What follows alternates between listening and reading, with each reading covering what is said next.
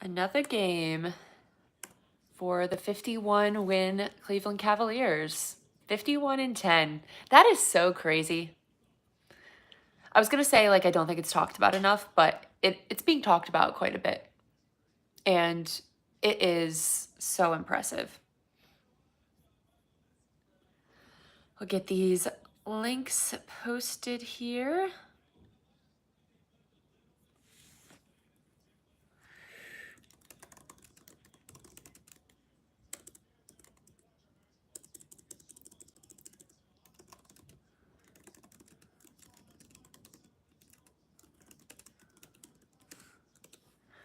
All right. Get this tweet posted.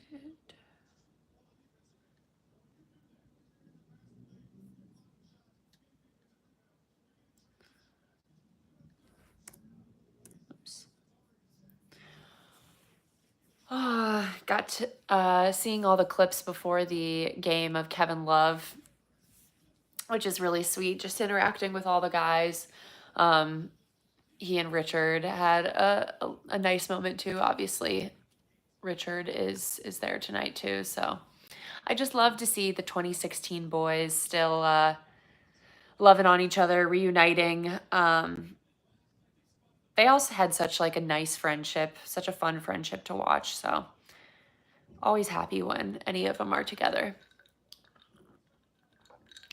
I love hearing about the stories from those years too of like Kevin, Richard, Channing, and like all the times they had hanging out together, drinking wine, you know, all doing all of that kind of off the court team bonding stuff. Like I think they really all became legitimately close, and it showed on the court, and it shows still now how their friendships are still surviving.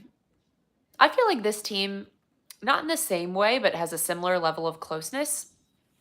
I feel like they're a little bit like quieter, more like demure personalities, but I still think that they have, you know, a similar level of like caring about each other, loving each other as that 2016 team did. I mean, it's hard to compare to that. That was like next level in general. Once in a lifetime, really. It would be so crazy if the Cavs were able to win another championship before either the Guardians or the Browns could win anything.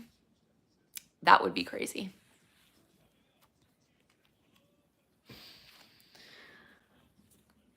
Also, I realized I'm wearing, finally, this is the hoodie that I always have in the picture that I use for the thumbnail on these lives. It's like one of my favorite hoodies. It's got like all the patches on it for the Cavs, like a ton of different, like the land, seas, like Cleveland Cavaliers patches, this little shield. I don't know what this one is. Oh, 216. Got all kinds of different stuff on here, which is, it's like one of my favorite hoodies. I got it for Christmas from my dad a few years ago, I think, and I had my eye on it in the Cavs team shop for the longest time. I was like, I need this hoodie. And my dad remembered and got it for me. It was lovely. It was way too expensive though. Oh my God. Sometimes the team shop has the best stuff, but sometimes the prices, I'm like, oh my God. Craziness. We've got the light blue city edition on tonight, which I like.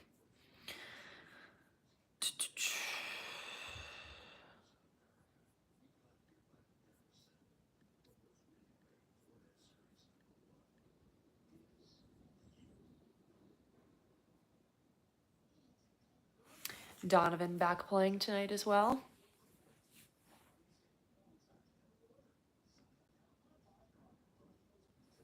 Well, I guess he was playing, technically playing last game, but he did have one night off in there, and then they gave Evan a night off as well, which I think is good to get them some rest time over these next, however many months until the playoffs. Got to get guys a night here and there.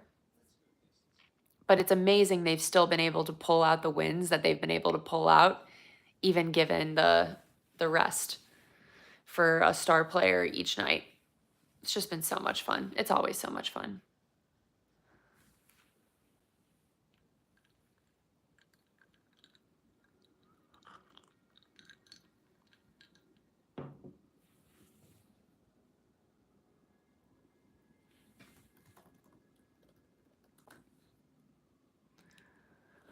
I know we really do have, I guess it is only like a month now left before. That's crazy. It is a month left until the playoffs. That feels illegal. I don't like that.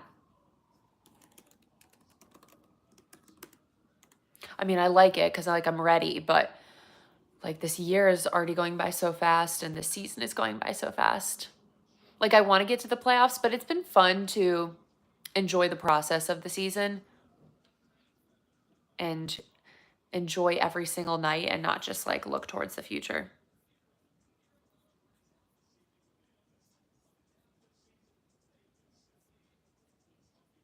But yeah, it is basically 1 month now.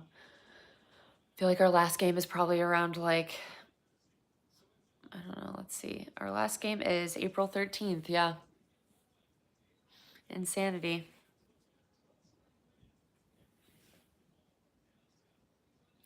That OT win the other night against Portland, truly one of the more insane games to watch. That I was like, the last 10 minutes, I was just screaming. And then the Chicago game, it was like, it felt like we just didn't have it that night, and then they just pull away at the end. It's insane. Some are battling for a spot like your team. Are you Magic? I'm trying to remember. I believe.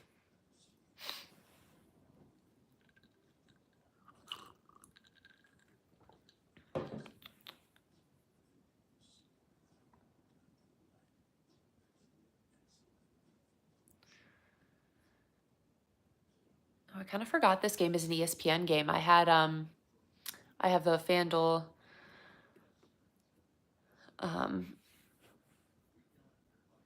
TV pulled up, not the ESPN broadcast.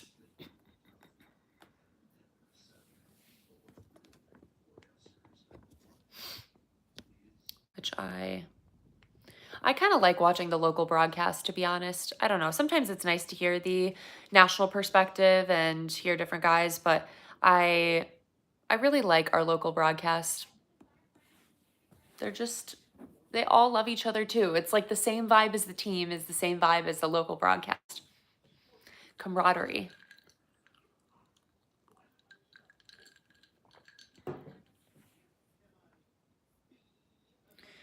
All right, let's see. Upcoming schedule. So after this, on Friday, we have Charlotte. Then Sunday at Milwaukee. That's an ESPN game. Then home versus Brooklyn, which I am going to that one. At Memphis, home versus Orlando. That'll be another good one. I hope, I know we obviously just played them and pretty much crushed them by 40 points. So it will be interesting to see another very close matchup in time against them.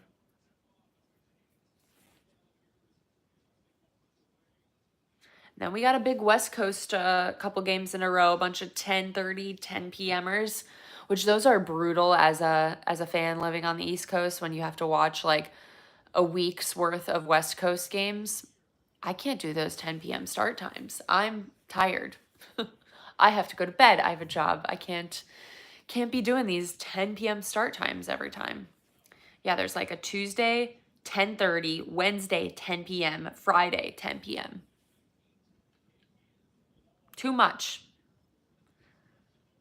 It's LA, Sacramento, Phoenix. Oh, and then we've got a 3:30 and then another 10 p.m. Nope, can't do it. I mean, it will because I need to watch these guys, but it's just hard.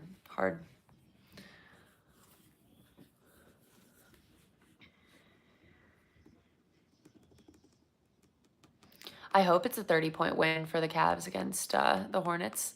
I think that'll be a good opportunity to get more of the role players some additional minutes, maybe rest a starter, give them a break. But we'll see. Darius.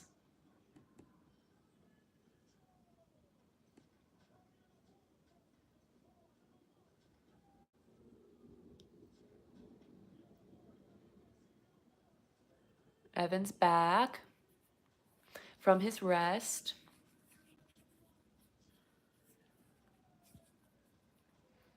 Wonder, how do they decide the order of announcing these guys of the starting lineup? I know Jarrett's always last, and I'm curious, is it just position? Because, like, obviously back in the day, it was like LeBron goes last. But now it seems like it might just be position, I guess. I guess we don't have, like, the one star, you know? It's like spread the love between all the guys. Kevin. Kevin's starting in the year 2025. Who would have thought? You know, that last season of him being in Cleveland, you know, it just felt like he was kind of ready to go, but he still had some like great moments in his last couple years in Cleveland, like strong 6-man of the year candidate at one point. Like he was providing some great 3-point shooting, like he still had it for sure. So for him to be starting right now in this year is super impressive. Could not have predicted that.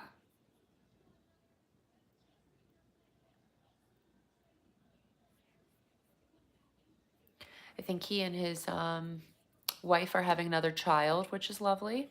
Happy for Kevin.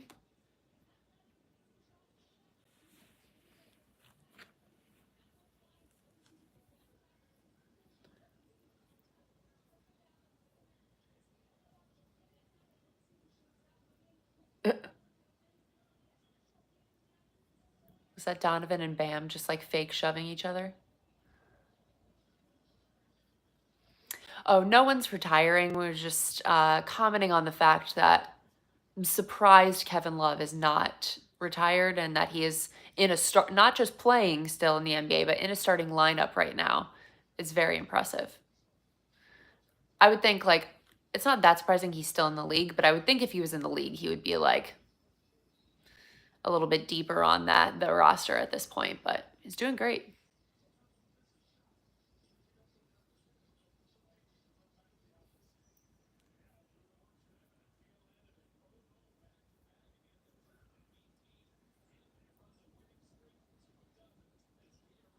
Max.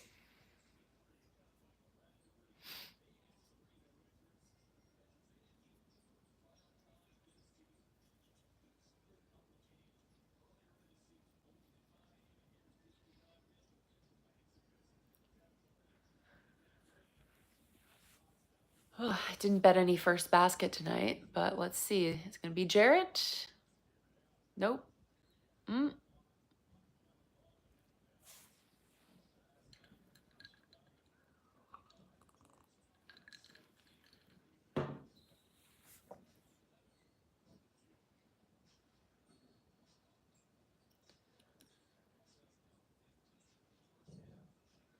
On Evan.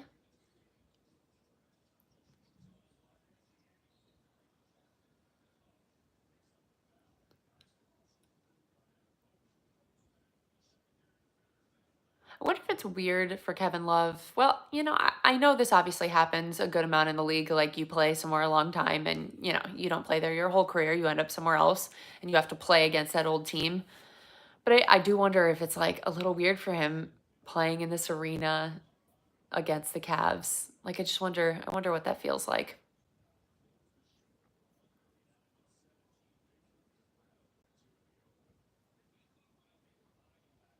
Has to be a little bit surreal because he played a good number of years in Cleveland. until we brought Tristan back, he was like the longest standing from the the championship team.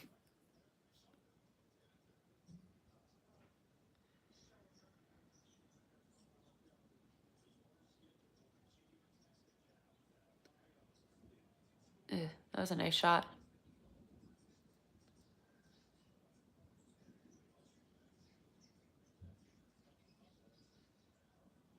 I started watching Court of Gold today, the Netflix series about the Paris Olympics this past summer. Really good so far. I've watched probably like an episode and a half, and it was it was a good first episode. Just kind of showing the history of Team USA and the way other countries have really been catching up to the amount of talent that is American grown.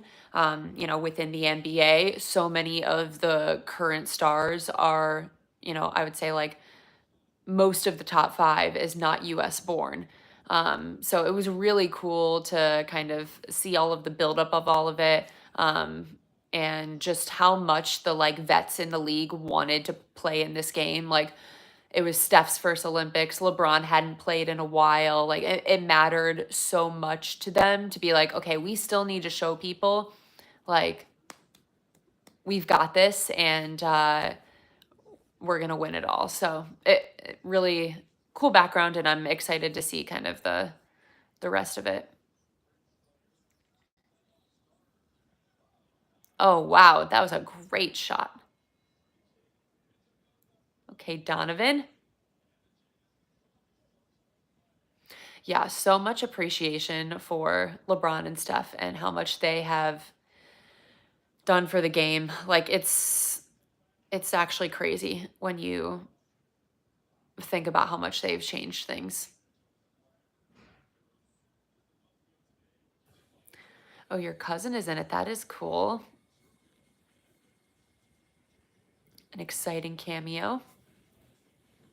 Oh, they also showed the clips from like the boat where everyone was like holding the flags, which was so great.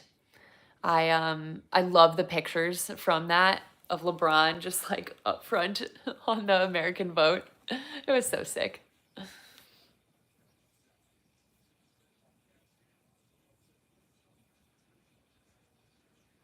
Darius. Attaboy.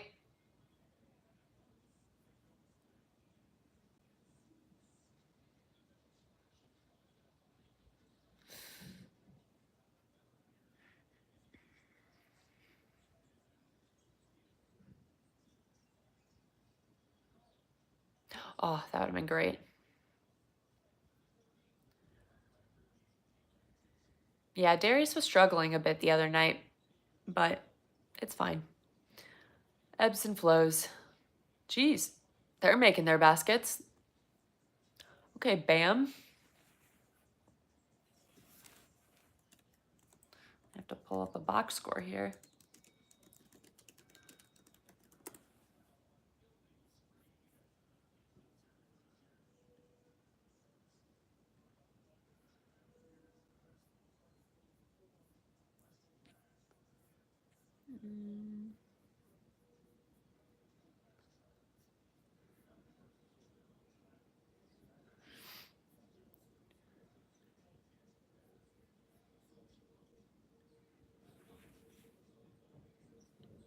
Jeez.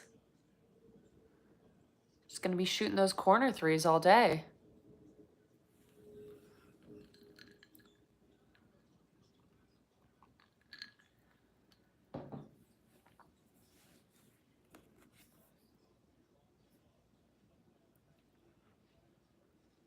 Kevin Love mostly acting as a distributor.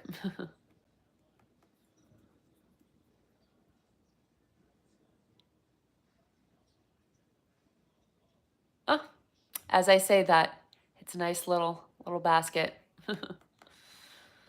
All right, Grandpa Kev.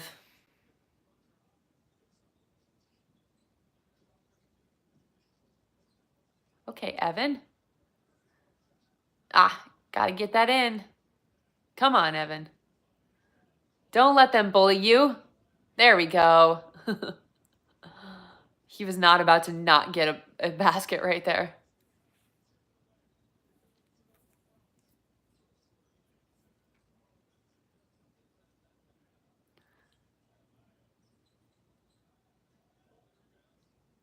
Yeah, padding his rebound stats for sure. He's like, okay, we're going for 20 rebounds tonight. There you go, Evan. Evan is so strong this year. So strong.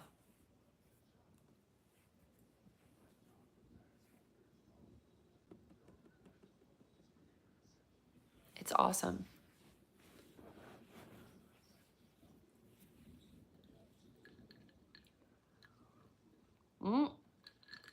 Kevin, no.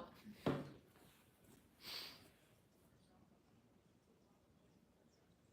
would be funny if Kevin Love had like a really big game tonight. Darius, okay.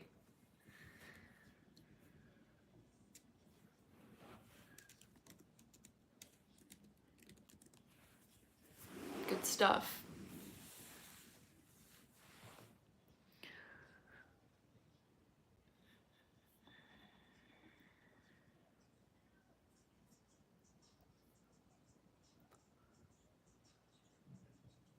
Oh, take it.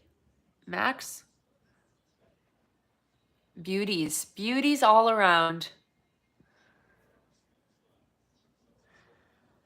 I love that Max has the specifically matching bright blue headband to go with the city edition. So does Jarrett. They're headband twins.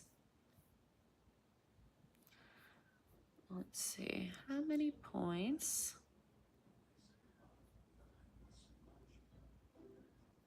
Yeah, Darius has 6. How many does Bam have? Bam has 7 points already, yeah. Bam's gonna have a good night. All right, sports news of the week that we can discuss during commercial breaks. And feel free to pop in any questions if there's any topics you want me to hit on. But one big thing is that Travis Kelce officially coming back for another season. I'm not super shocked. Like, part of me thought he would retire because it just felt like he did take a step back this season. And, obviously he wanted to keep playing this year to try to get three-peat. Didn't happen. So I felt like maybe at that point he would just kind of be done. But look, part of the reason guys like him are as great as they are is because their minds don't work like mine. Like, my mind is like, okay, your body has taken a hit for all of these years.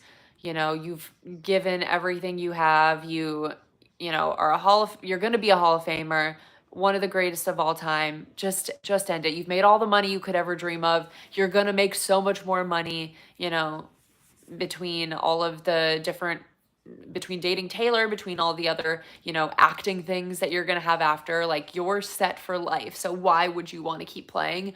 But that is how he and many others get to the point of being as great as they are, is because that all of those things don't matter as much as they love playing the game and the competitive spirit that they have, and the need to continue going when they feel like they might still have more to give. That's how they got to where they are. So it doesn't totally surprise me that he would want to keep playing, even though like every conventional reason is there for him to stop and to move on to other things.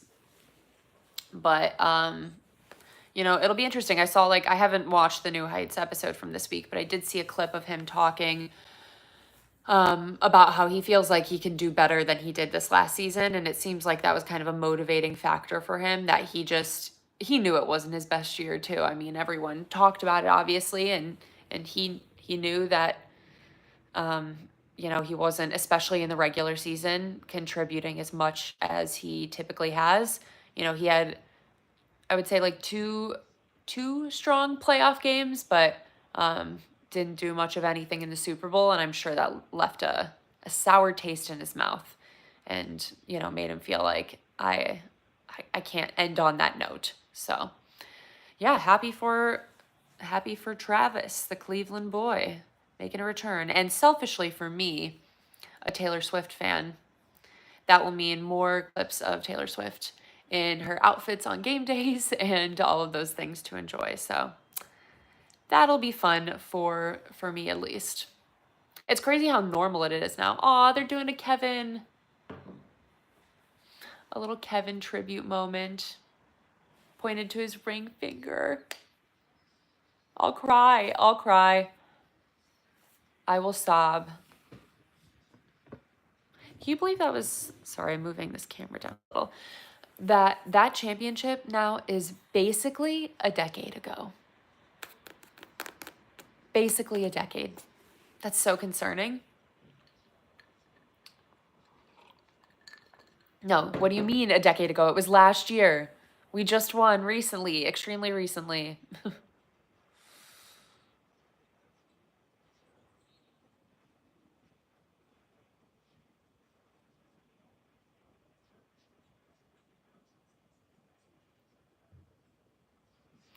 Caleb's really getting gray on the side of his head. Not to call it out like that, but man's getting old. How old is Kevin Love? Let's see.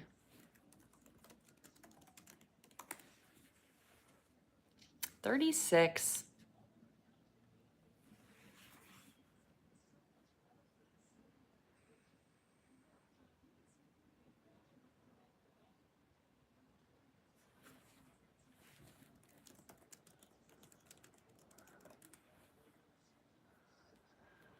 Other, I guess, 2016 championship member news was Kyrie's injury, his ACL tear. Felt bad for him walking off, or well, having them help him walk off the court there. That's tough. And God, just like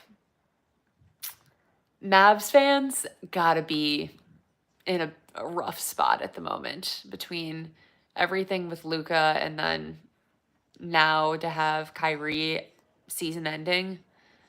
Yeah, that's tough. I think all of their fans should get refunds.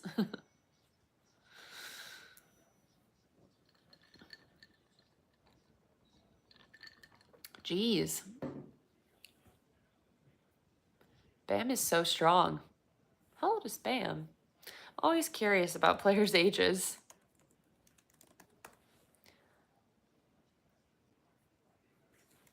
Oops. Age? He is...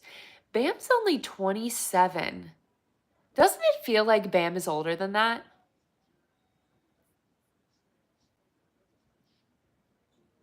He's younger than me. That's crazy. I would not have predicted that.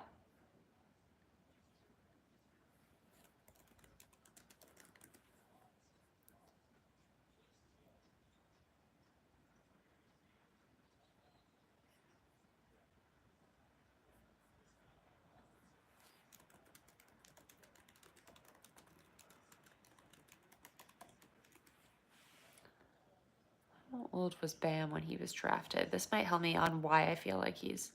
Okay, so Bam was drafted in 2017 when he was 19 years old. So he was pretty young when he got drafted. Okay, maybe that's why I felt like he was older, because he's just been in the league for a decent amount of time. Crazy.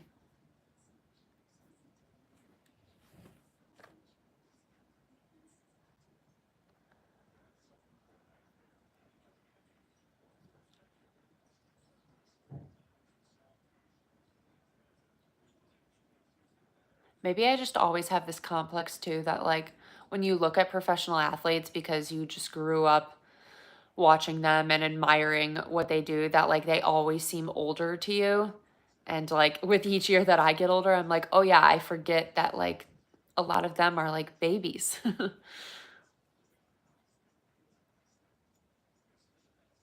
They just feel so otherworldly sometimes.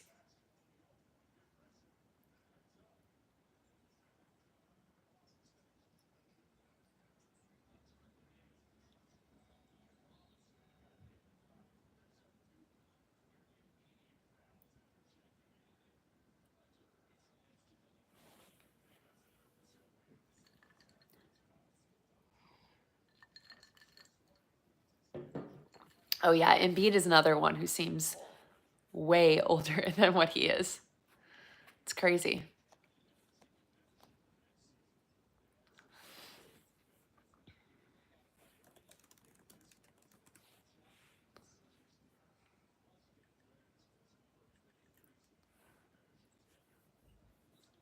I just want to picture like Bam and Ty Jerome are the same age. Like that's weird to me. That doesn't seem right. In my mind, Ty Jerome is a little baby, and Bam, in my mind, is like almost 40. I don't know why that is, but that's how I feel.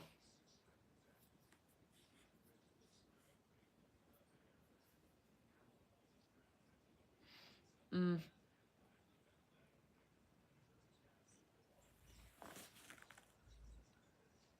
Nice move.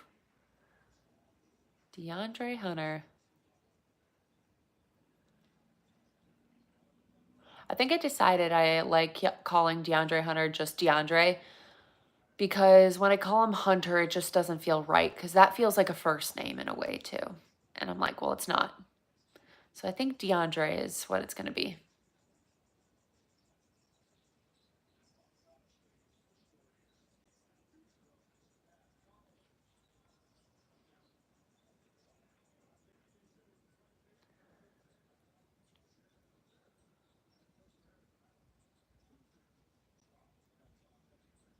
Is that real that Jaden Daniels is 1 year younger than Jalen Hurts?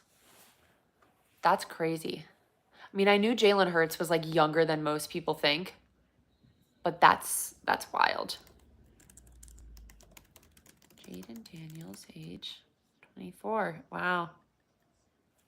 Yeah.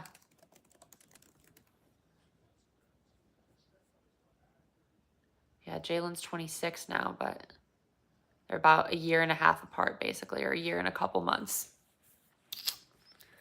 Yeah, the COVID years really messed with everything in terms of the eligibility and when people were going into the NFL, where there's, you know, some guys who are getting drafted who are, you know, were a lot older than typical.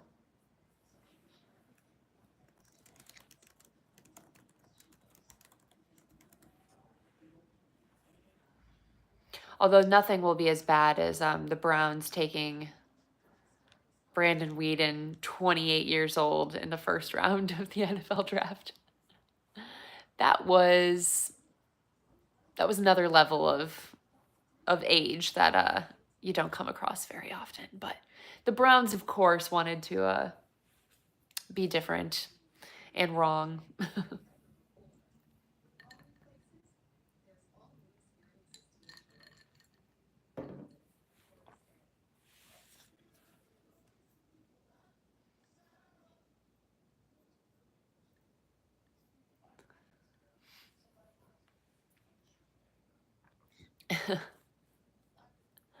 Him getting trapped under the flag is like one of the most Browns moments. Like in any compilation that people make of like dumb Browns moments of either like fans or players, it's always in there. It's always in there.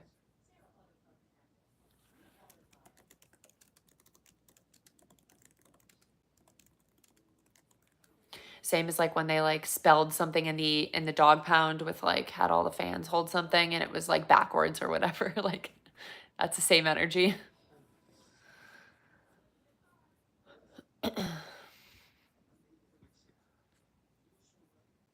When's my birthday? My birthday is in October. Fall birthday.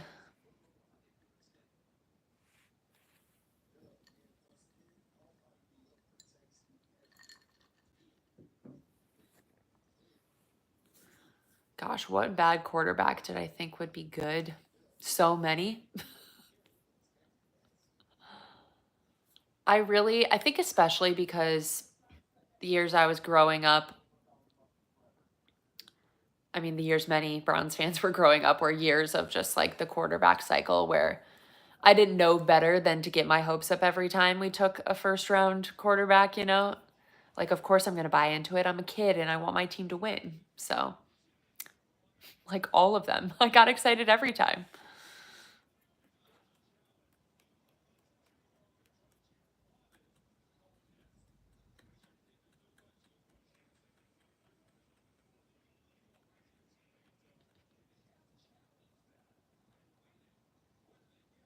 Yeah, sometimes it was like, I mean, we've had seasons where we went through like 4 quarterbacks within 1 year. So crazy.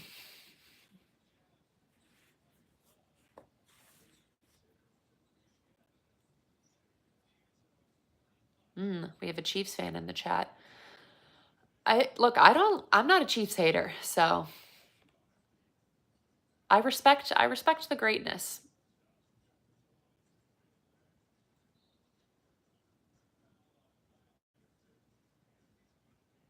Yeah, and always love the Kelce brothers because Cleveland forever.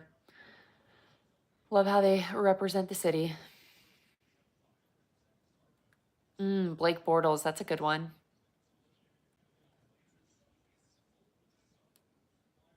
He had his moments. What was that? There was that one TV show where there was like a guy who was like obsessed with Blake Bortles, was like the number one Blake Bortles fan. I can't remember what it was called. The Good Place or The Bad Place? What was the name of that? The Good Place? Yeah, that was it. The Good Place. Josh Rosen.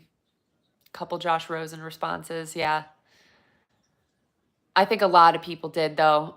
Man, that's one where you could probably go back through all the takes, on the internet from that time, and most people were big wrong about Josh Rosen. A lot of hype there.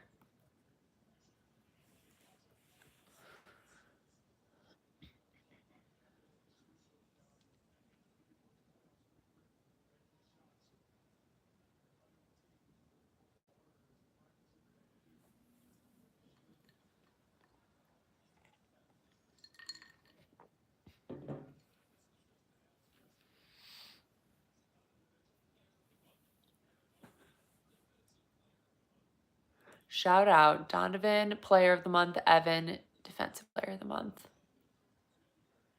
I want our guys to win every single award this season. And they should. We're 51-10. Why not?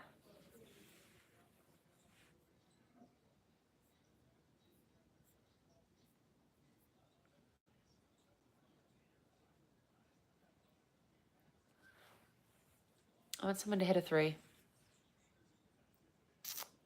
Or just a little Donovan drive to the basket.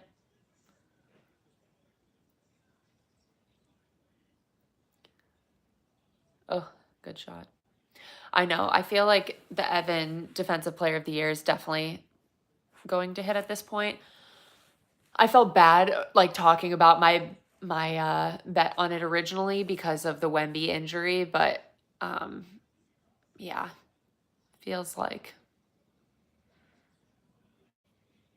that's where the award will be going.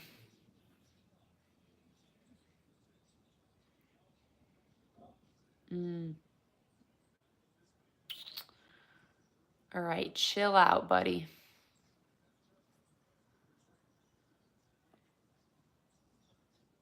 I know we're not going to get 6-man. We almost have like it's like the Grammys when like 2 people in the same genre cancel each other out. Ty Jerome and DeAndre Hunter are going to cancel each other out being on the same team. Not going to happen.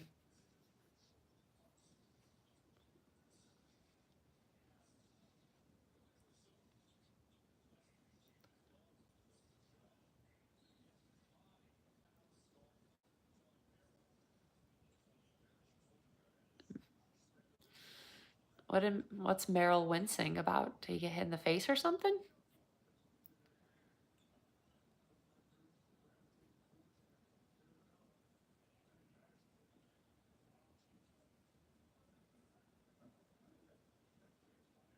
The NBA doesn't do a comeback player of the year, right?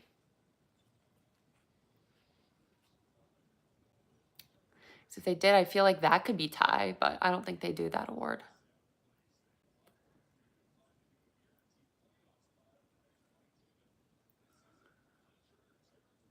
I mean, honestly, it's kind of fine that they don't do the comeback player of the year award because I feel like it's always weird in the NFL and you never know like what the reasoning is for the voters to pick it. It's like different every single season.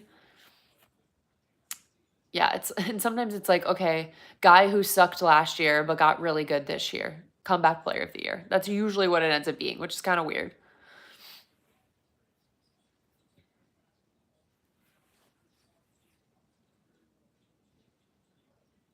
Yeah, I feel like most improved actually makes more sense than comeback, because comeback it's a little bit more ambiguous and can go in different ways, whereas I feel like most improved, like everyone pretty much knows what that is.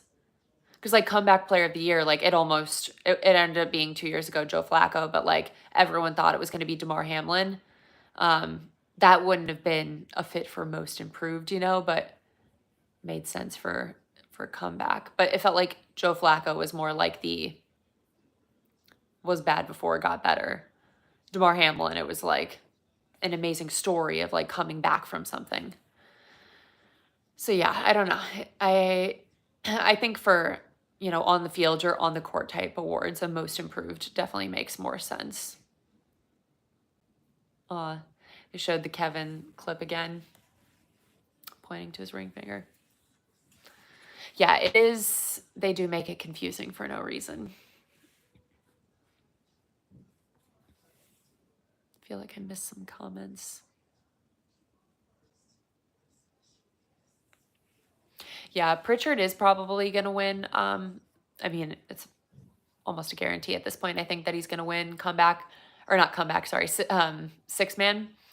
I know he's been good, but I do agree. It's funny that like he was like non-existent in that game against the Cavs, and like our 6 men of the year showed up. So if we're talking head to head, we've got the edge now.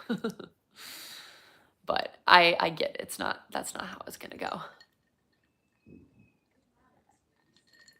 It more just makes me feel good. It was kind of crazy seeing the way Boston fans responded after that Cavs win. I feel like they were being babies kind of, and like really downplaying Cavs fans' excitement. I saw a lot of like, okay, whatever, like we just won a championship, like congrats on winning a regular season game. And I feel like they're just a little self-conscious right now and don't like that the attention is on someone else. So sorry, Boston, not sorry. I really, out of they might be maybe as like a city my least favorite fan base to deal with. It's definitely up there on the list. It's funny though, because if they would have won that game and blown the Cavs out, they would have been gloating all over the internet, acting like it was the biggest deal in the world. But because the Cavs came back and won, they downplayed it so much, acting like it wasn't a big deal. Like, whatever. It's honestly embarrassing for them that they were up by so much at 2 different points. The being up 25-3 to start the game, and then being up in the third quarter by 17 points and still losing. Like, they should be concerned about that. They should not be downplaying that. That's crazy.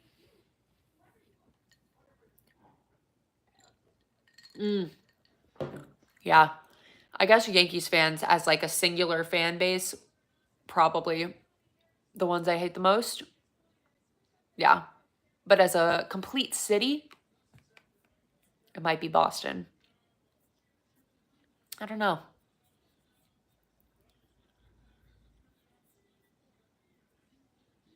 I think Boston as a city bothers me the most because they've had so much winning and they have such a complex about winning because of the Tom Brady of it all. And I mean, all of their teams have had a lot of years of success. The Celtics and the Red Sox. I mean, not recently for the Red Sox, but the Red Sox historically have had plenty of success. So yeah, I think they bother me more than like than a New York or someone like that.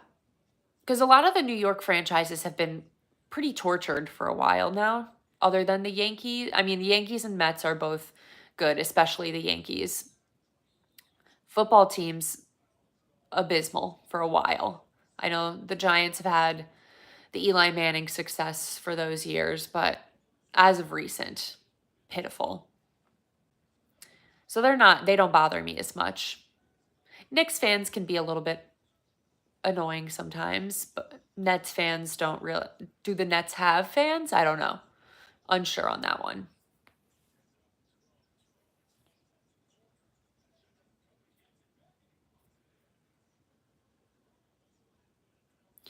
I feel like maybe Lakers fans would do that for me if I didn't love LeBron so much, so they don't bother me because I'm like, they're supporting my guy too.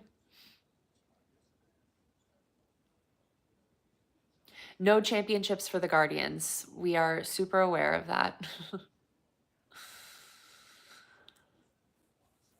Lost 3-1 in the World Series, or lost when we were up 3-1 to the Chicago Cubs. We remember it, don't worry. We'll put ourselves down for that more than anyone.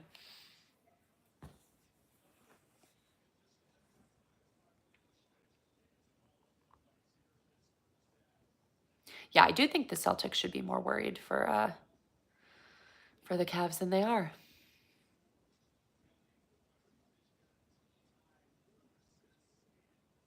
Oh, that rain delay will forever haunt me till the end of time.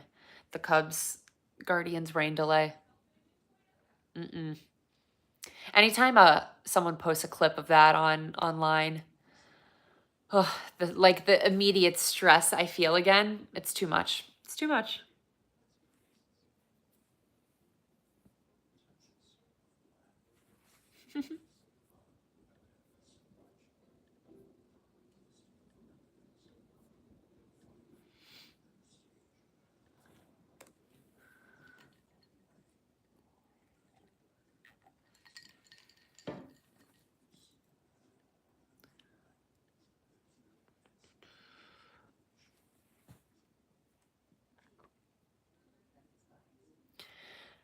Yeah, definitely not going to be a cakewalk, that's for sure.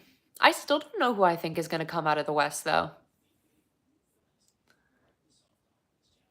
Like, I would actually think it would be so funny if the finals was Cavs Oklahoma City. And for the real basketball lovers, that would be a great series that everyone would enjoy. For people who only care about big markets, they would hate that. They would hate that. Part of me feels like the Nuggets could still come out of the West with Jokic being as good as he is. I don't know.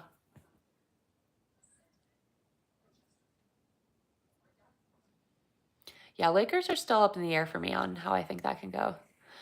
Oh, that was other sporting news of the week. LeBron crossing the 50K point threshold. A lot of people were confused by that because they were like, didn't he just hit 40K? It was 40K regular season that he just hit. And this is 50K overall combined regular season playoff points. So, yeah.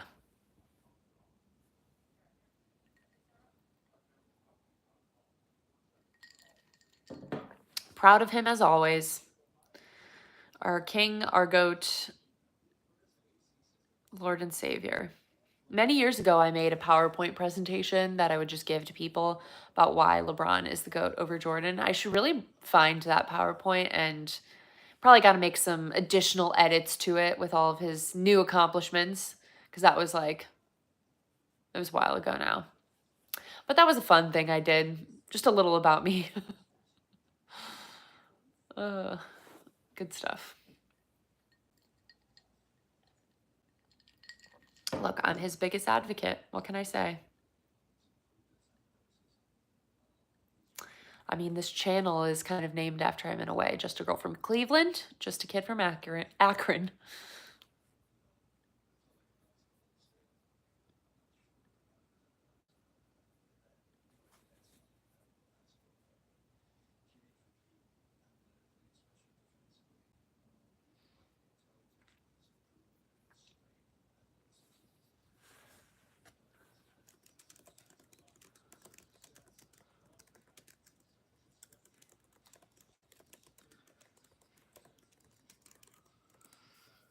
No, don't say you're going to miss Ty Jerome. I want him to come back. I can't.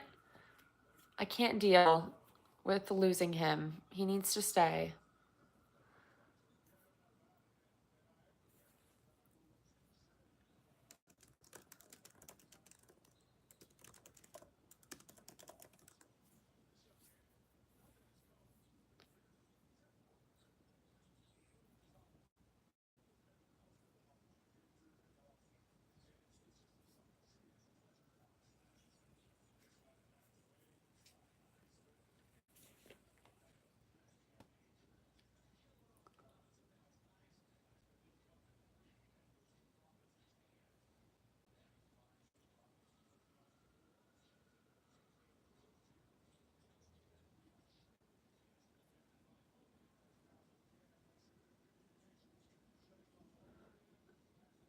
Go Dean. Ah.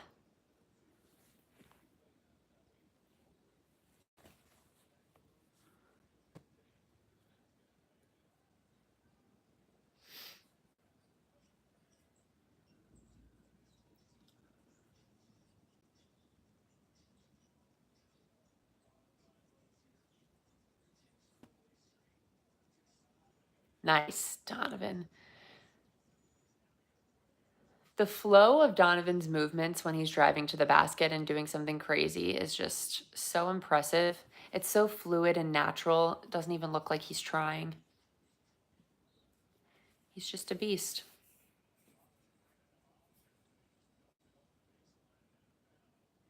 Yeah, I mean, I feel like money is definitely going to be a factor for Ty, but I do think there's something to be said of like enjoying the team you're on and being a part of like a winning culture and a team that is competing.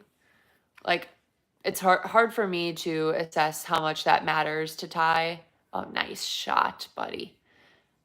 On the scale of everything, but I do think it matters. I do think winning matters and enjoying where you're at matters. And oh, that's a lucky basket bouncing in there.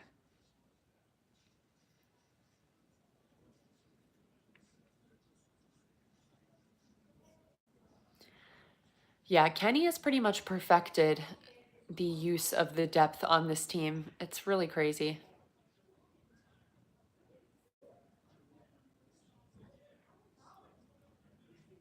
Oh, come on, come on, come on. Hit it, Ty. Oh, okay, Evan. Jesus. Good job, Evan. Ty's like giggling. That was sick.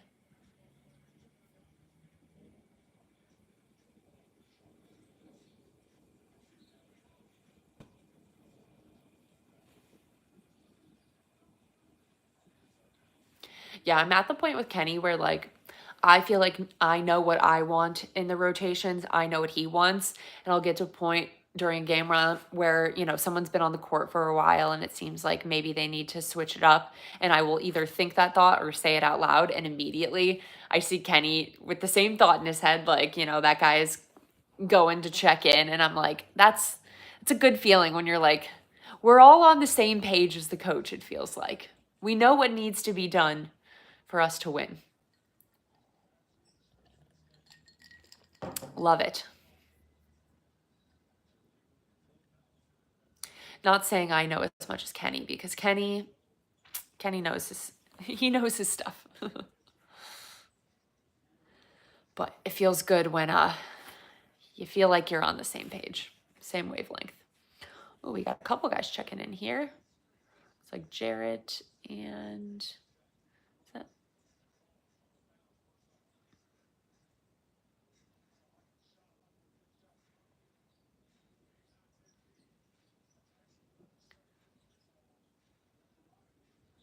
nice defense. Ah. Good job, Evan. Good job, Evan. Oh my God. Evan Mobley. Wow. That sequence there from Evan, that was great. And great awareness from Isaac. Mm,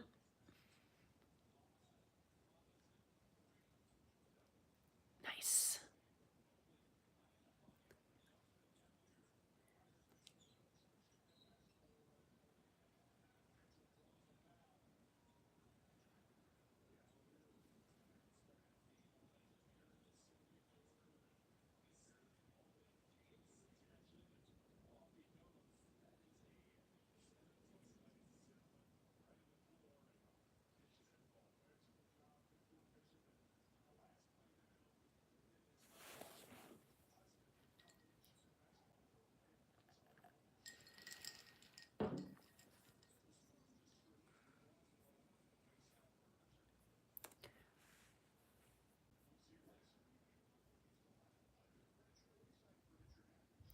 Evan getting a breather. He was putting in the work there, so understandable. Let's see, Evan's got 10 points. Donovan's got 12. Both Evan and Donovan have a plus minus of 15 right now.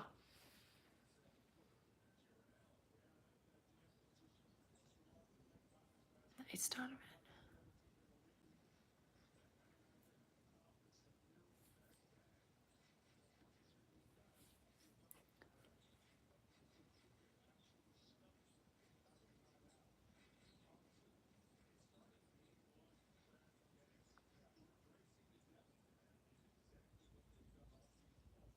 Embracing the depth. Yeah. Oh,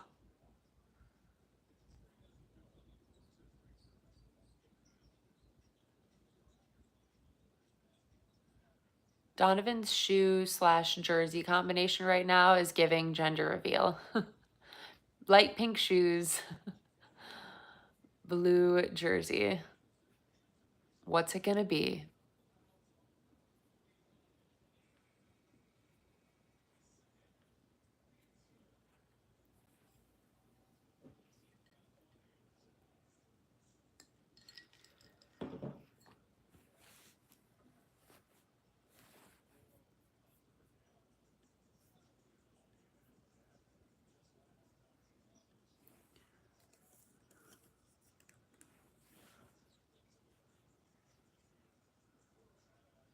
Okay, Isaac.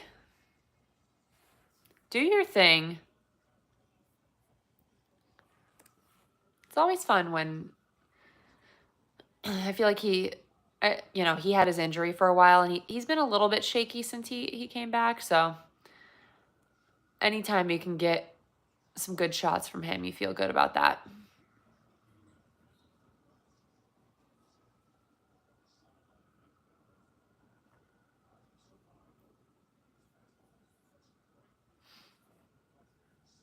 Fit of the day is my sick Cavs hoodie.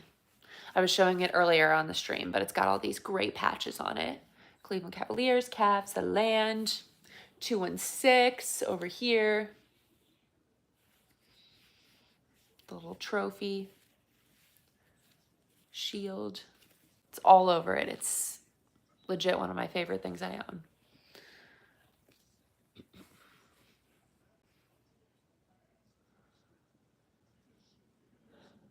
Score is 54-41 for those not watching.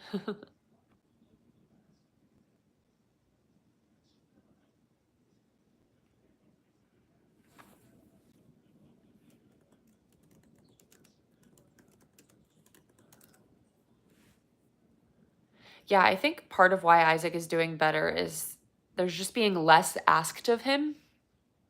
Yes, Cavs are up. Less being asked of him than there was in previous seasons, especially when he had to be a starter. It was just like, it was too much on him. Ah, nice job, Jarrett.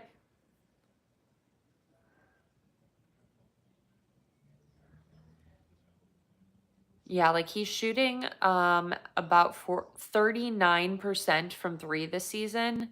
In his career, he was shooting 35% from three. So his 3-point shooting is definitely taken a step this year, which is great.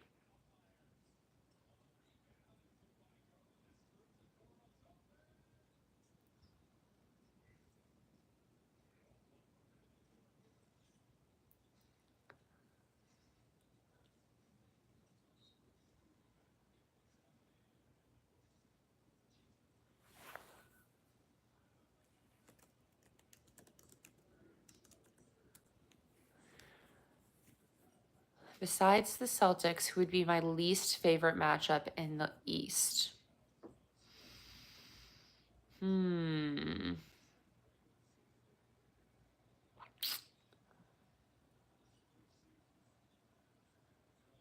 Yeah, that's hard.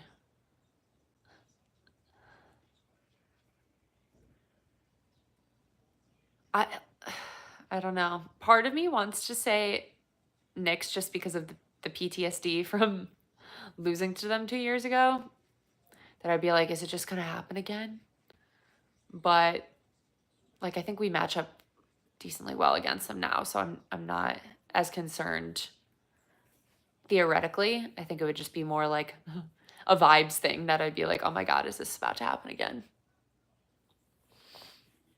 But yeah, the Celtics, I mean, are obviously the scariest. You know, the Bucks still have their ability to take over too with Giannis, but I don't know. They don't no one's really scaring me that much. But I'm afraid to say that. I don't want to be too confident, but other than the Celtics, I really feel like we should beat everyone else.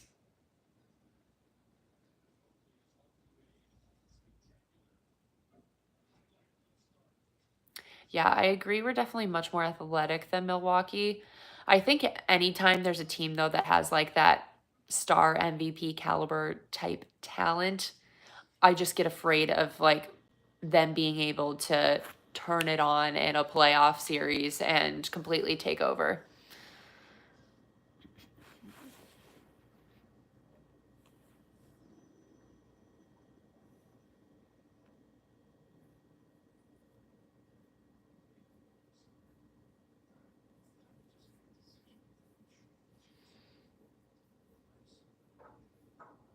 How do I feel about an Atlanta matchup in the first round?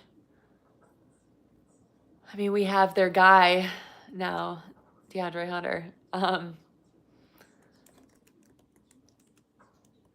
mean, we're better than I don't know. It's hard for me to like feel that concerned about it. I mean, Trey Young definitely has the ability to take over games and has done that in previous years against the Cavs, but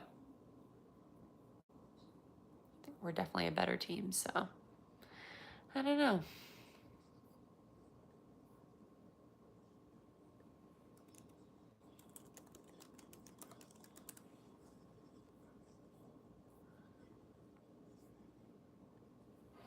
Yeah, we stole their kryptonite.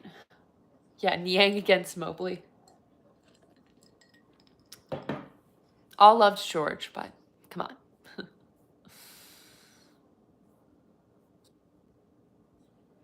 Although we did, it's funny back in, oh gosh, was that November we lost those back to back games against the Hawks? I want to say that was probably November. Yeah. But they were a different team then than now, so.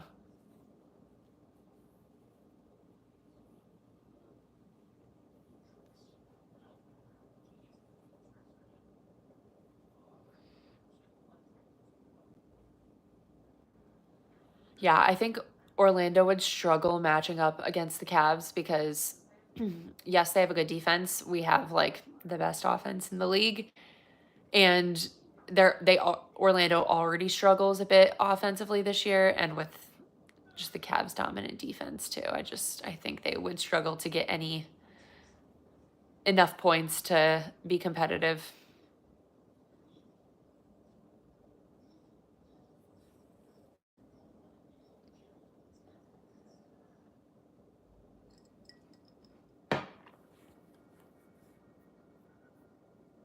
Trying to look back and see when those Atlanta games happened. Let's see. It was November 27th and November 29th, home and away, lost to Atlanta. And a few games before that was when we had our first loss of the season to Boston. Then we won 2 games, and then we lost to Atlanta twice. And then we beat Boston.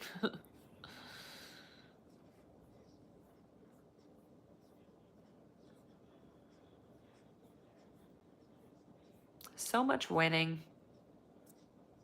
Our longest losing streak was that 3 games in January. Houston, Philly, Houston.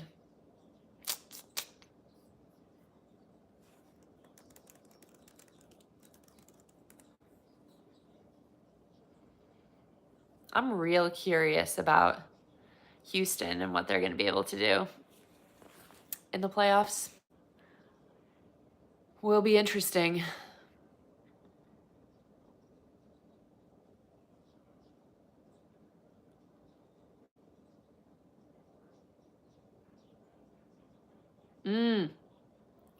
Oh, dang it. Ooh, is he okay? Oh boy.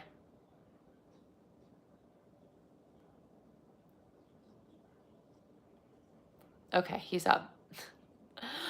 He wasn't coming to the other side of the court, and I got scared. I feel like I'm in that time where it's like it's getting close to playoffs, and you're like, please, for the love of God, everyone stay healthy.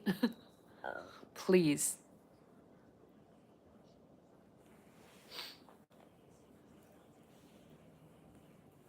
Yeah, I agree with that. That I think, look, Houston could win a series this year. Like, I'm not saying they definitely couldn't, but yeah, in a couple years, I think will be really interesting. They're having a great year, though.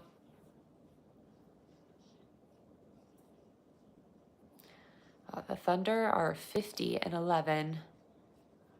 We are 51-10. We need to keep our best record in the NBA, for sure. Got to keep it going.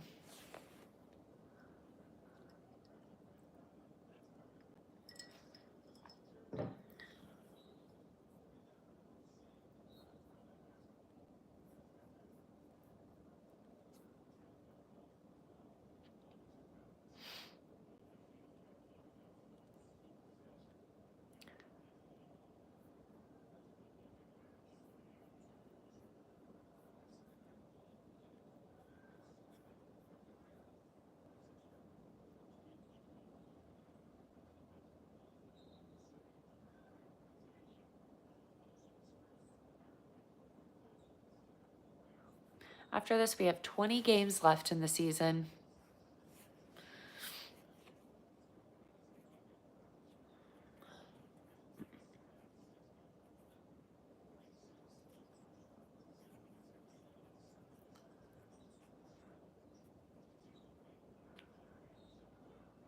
Nice.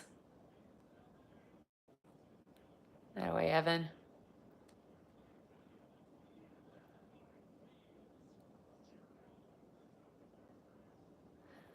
With the no look behind the back from Jared Allen. Beautiful.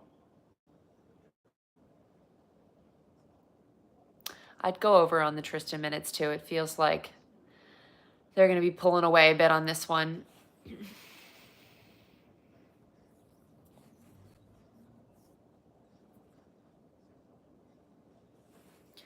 get all the different guys some minutes.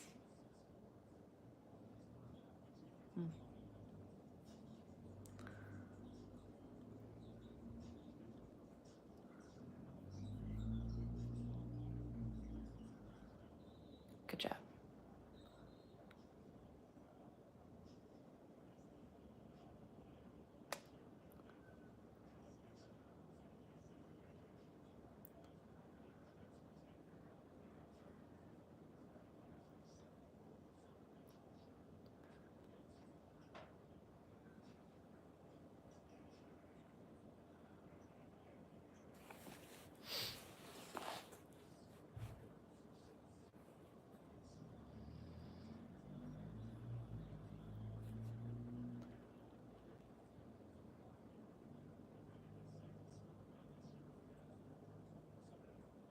More Tomlin, yes.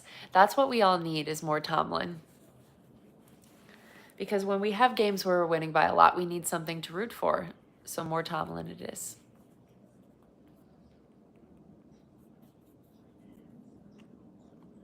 What was the other one the other day? I can't remember. Something random we were rooting for as a group.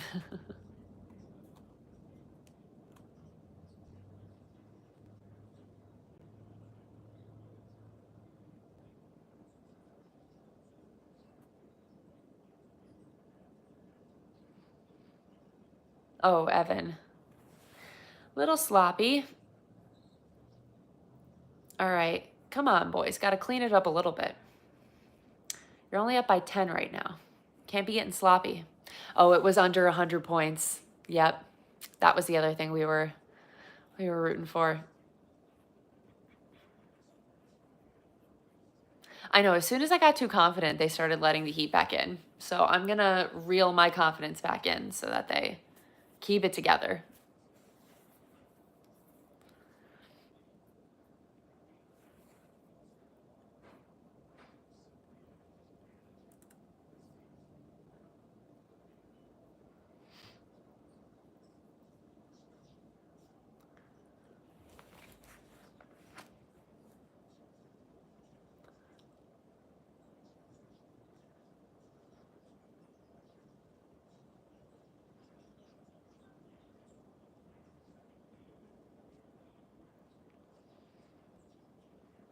Yeah, we'll definitely need a second half Cavalanche to start things off. We got too excited, guys. We got way too excited. Got to keep them humble. Max. Nope. Oh, boy. Okay. Don't love that. Now it's all of a sudden a 3-point game. Ridiculous.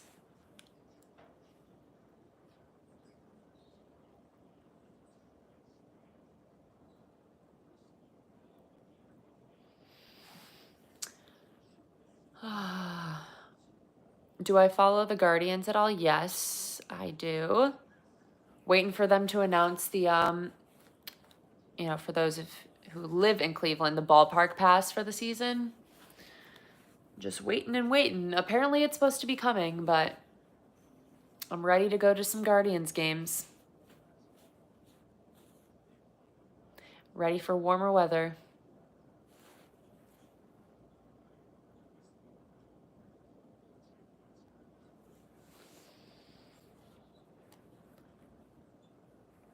I love Donovan's eyes closed every time on his foul shots. Come on, you got to make those. Ridiculous.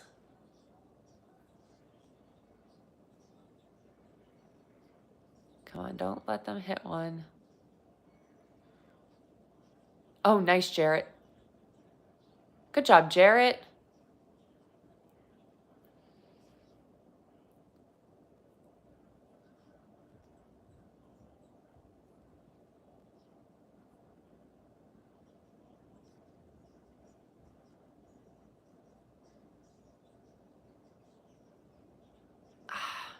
Good try, Darius. All right. Let's see. Questions I'm missing. Who's my favorite Cleveland mascot? I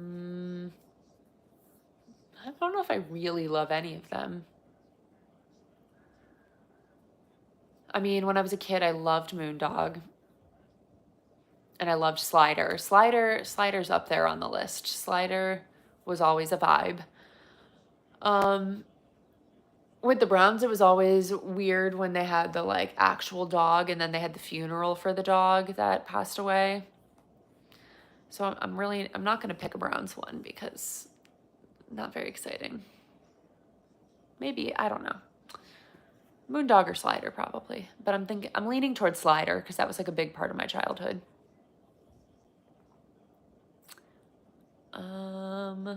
Let's see.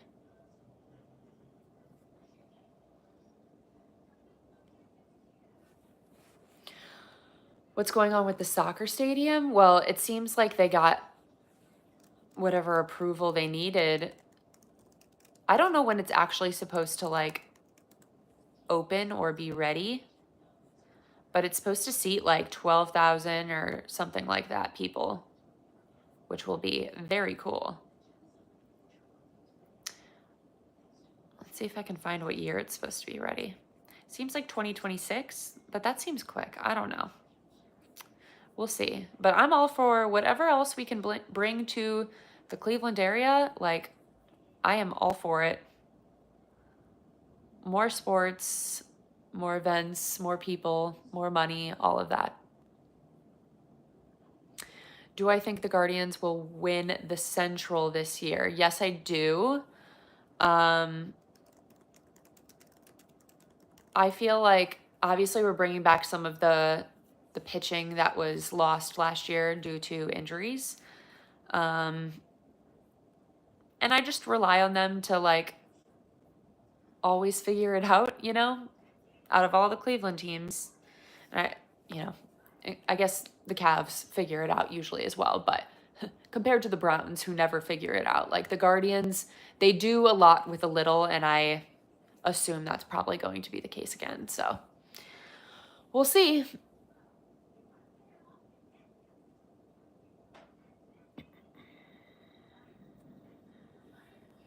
Let me see if the stadium is outdoor or indoor. I believe it's outdoor, but let me look.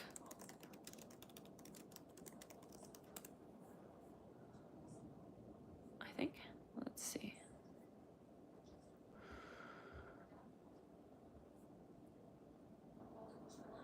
Look in this picture. Looks like maybe it's like partially covered.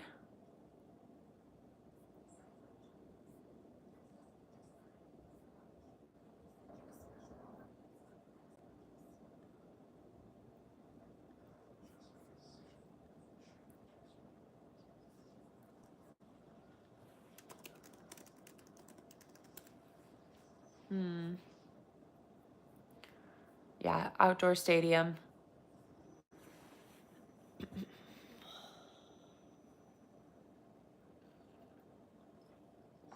Which will be really cool.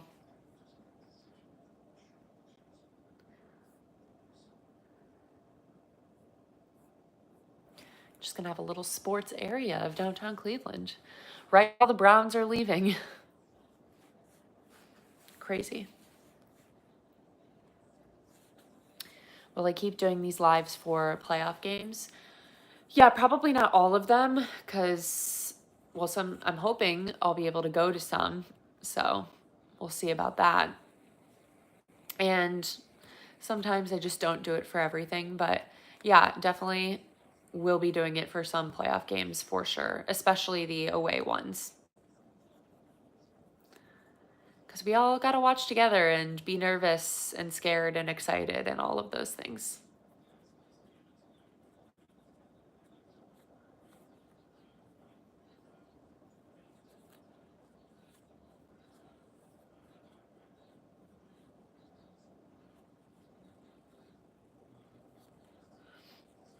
Where do the Browns play in Cleveland? It's downtown,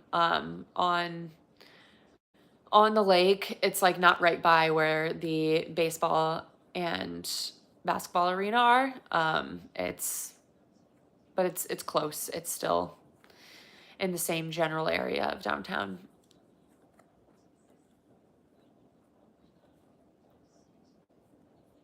Oh, you're going to your first game this season? That's exciting.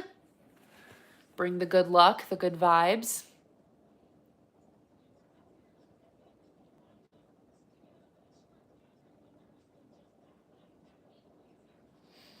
Appreciate you tuning in when you're not a Cleveland fan, but we're a fun team to watch, so always good to enjoy them. Where are the Browns moving to? They're in 2028. I mean, it's pretty much happening at this point, moving to Brook Park, suburb of Cleveland. So they'll be in the burbs, out of the downtown area, which for me personally is very annoying.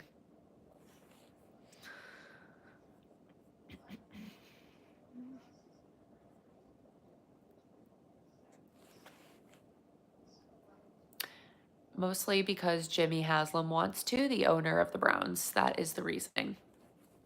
He wants to build a dome in Brook Park where he bought all this land near the airport and can build hotels and restaurants and make money off of all of those other things, which is frustrating for those of us who like that the football team is really a part of the city.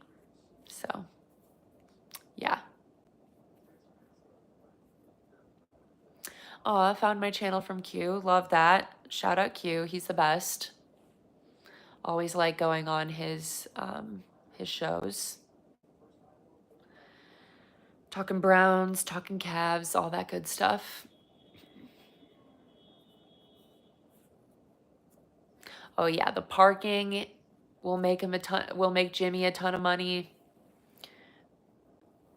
It's just gonna be annoying.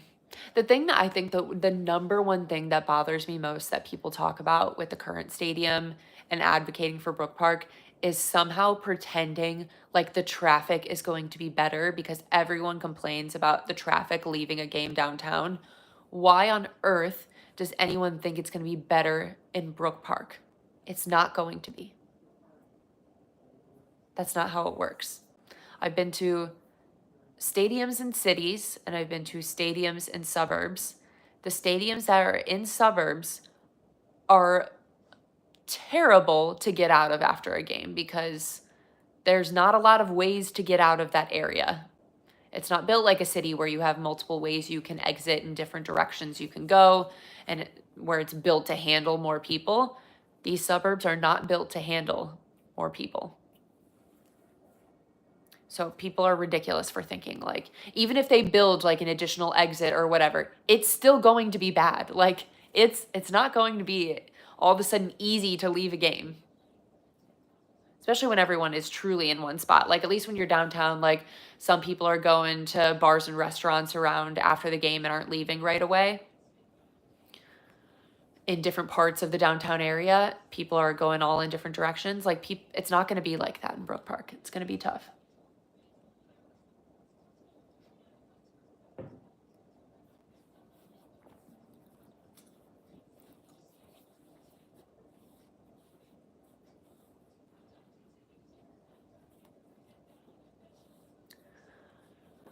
I did not see Q's video about that, but I have seen people talking about the rumors of the Browns wanting to take Cam Ward. It's really hard for me to know what is real right now and what is, smoke coming from certain sources that are connected to the Browns organization and might be putting things out there to throw people off the scent of what they want to do or try to get other teams to want to trade up or all that stuff. Like I mostly tend to believe that it's more just trying to get people to do things and that they don't actually want to take a quarterback, even though everyone right now is making it seem like Browns are definitely taking a quarterback. I'll be surprised if they do. I don't know. I don't see it. And I don't want to take either of them. I don't think either Shador or Cam are worth a top 2 pick in an NFL draft. I just don't.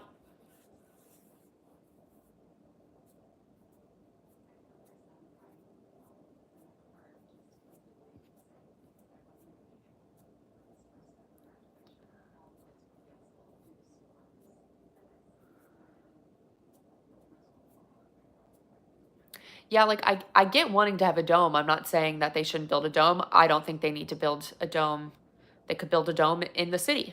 I don't think it has to be in Brook Park. Everyone's decided that it has to be one or the other, and I just don't think that's the case. I think if they wanted to figure it out and build a dome downtown, they could figure out how to build a dome downtown. And I still wonder like how many other events like Cleveland is still going to get with that. Like I saw people being like, "Oh, wow, Cleveland will be able to like host the NFL draft." We already did. Like we did host the NFL draft without a dome. It's just, I don't know. I struggle.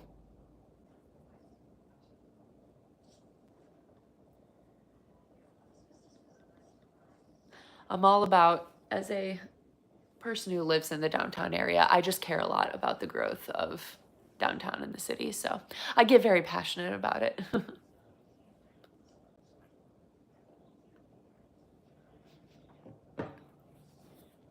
Yeah, and even Because, like, I know there were the questions about Burke, if it would work or not, based on, like,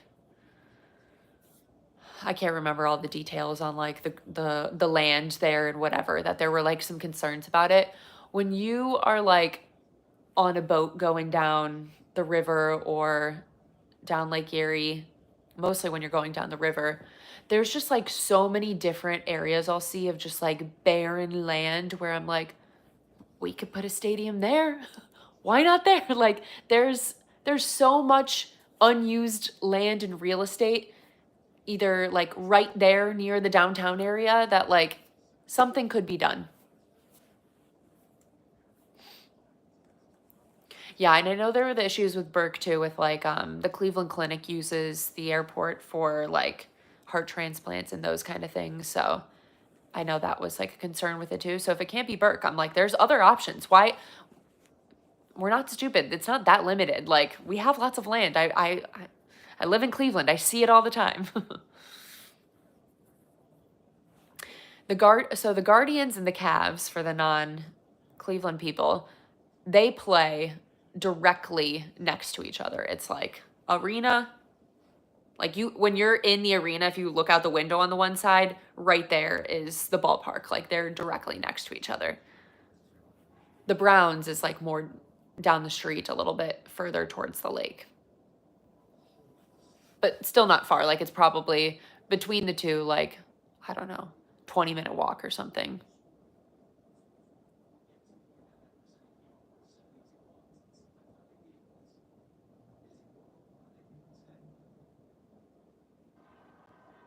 The best is, I've done this a few times, done a Guardians Cavs game in the same day. Just go right from one to the other. It's a beautiful thing. So, there's the period of time where it's overlapping in like April, May, between Cavs being in the playoffs and Guardian season starting. It's the perfect day. Do both games.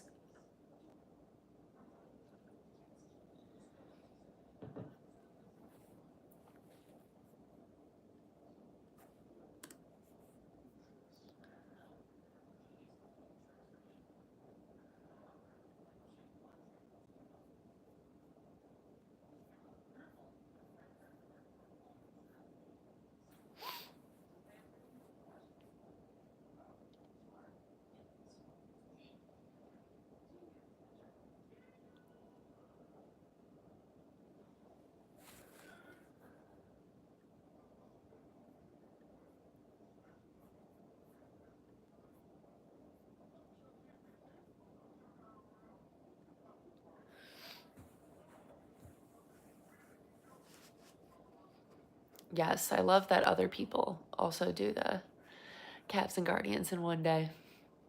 How far is Cleveland from Columbus? 2-hour drive. It's straight shot up the highway. It's really easy. Love giving the Ohio education.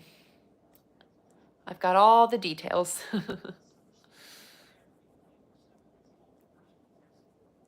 Yeah, it's really easy.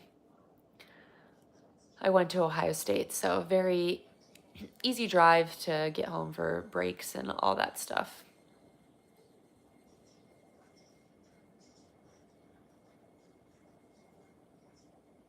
Cincinnati is like a 4-hour drive, 4 to 4.5, I would say. Akron, depends on what part of Akron you're going to. It could be like anywhere between like 30 and 50 minutes.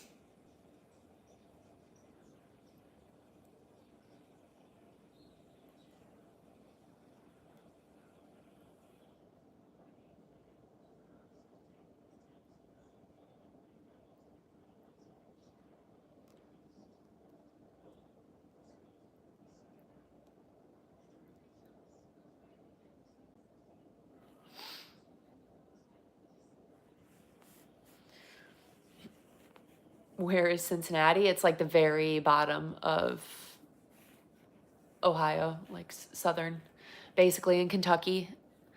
It's like an ongoing joke that Clevelanders have, is that Cincinnati is in Kentucky, actually. So it's always fun. But yeah, we're like the most north, right on the lake, and they're the most south at the very bottom. Great way to hate on another city.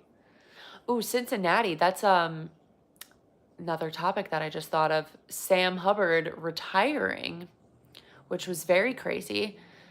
Sam Hubbard went to Ohio State at the same time as I did. So he's, still theoretically would have many years left of his career, but obviously had that injury last season, and just announced that he's done playing, which is, you don't see that all the time from someone playing at the level that he was playing at prior to the injury. Very talented player. But, you have to respect that maybe after the injury, he was like, do I want to keep like hurting my body like this? Like I've made all this money. I've lived my dream of playing in the NFL. Kind of like what I was just talking about with the Travis Kelce stuff, on like, it's incredible that like these players continue playing, even though they probably know all of these other things to be true.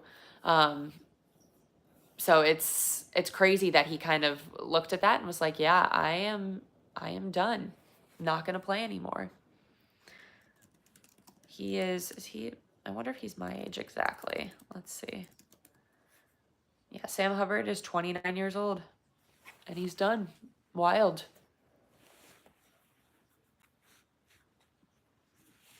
Yeah, very, very Andrew Luck. The Andrew Luck one was crazy. But you really got to respect it though,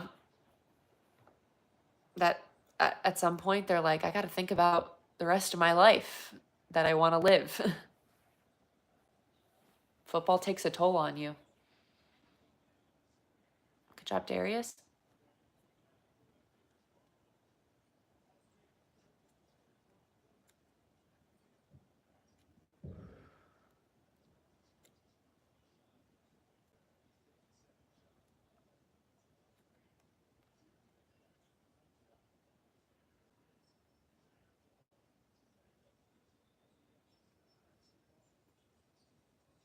Ooh, tough pass.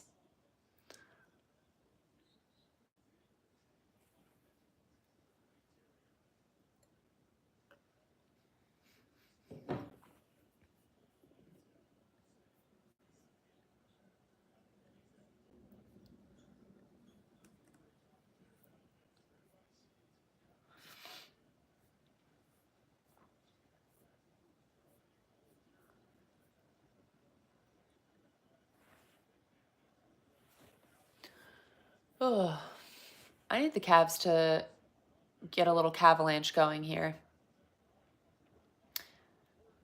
This is a little ridiculous. Not the Cavs I know and love.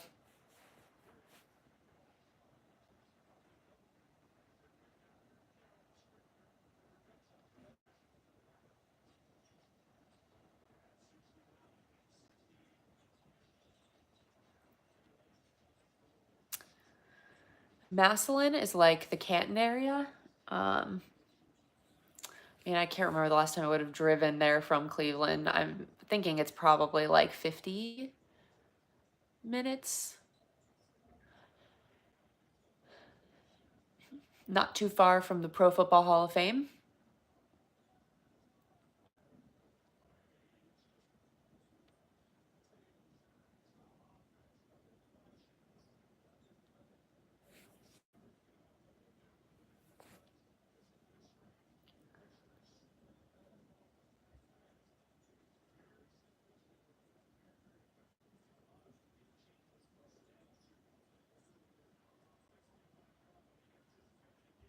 Good job, Darius.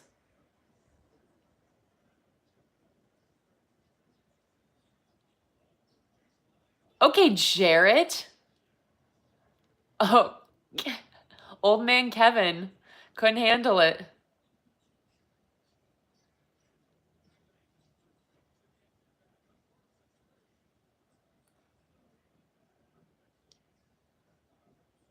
That was a crazy block.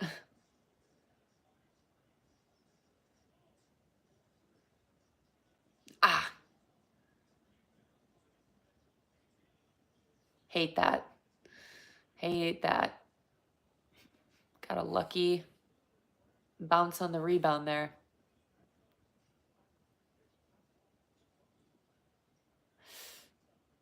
Oof.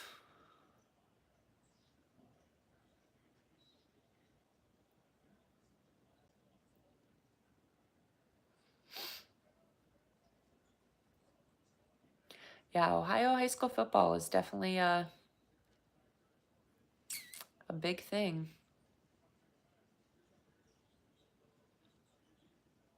When I was in college, I interned at the Pro Football Hall of Fame, so I was in the Canton area quite a bit over the summers.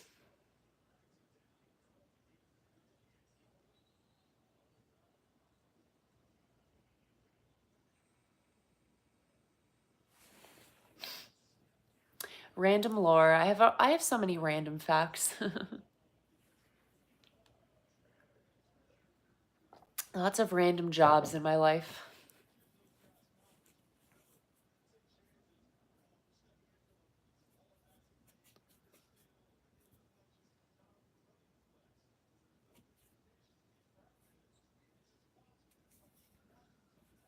I don't like this being tied.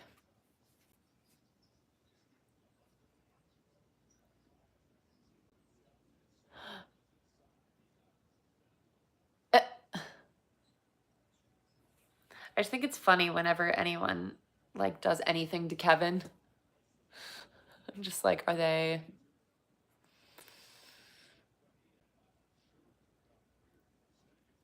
gonna laugh at each other? Are they actually mad at each other? I don't know.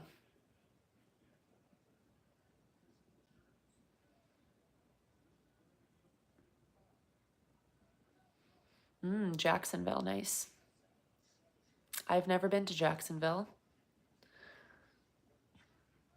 2 years ago, I thought the Browns were gonna play when the Browns played Houston in the playoffs. I thought they were gonna play Jacksonville, but Jacksonville completely blew it that season.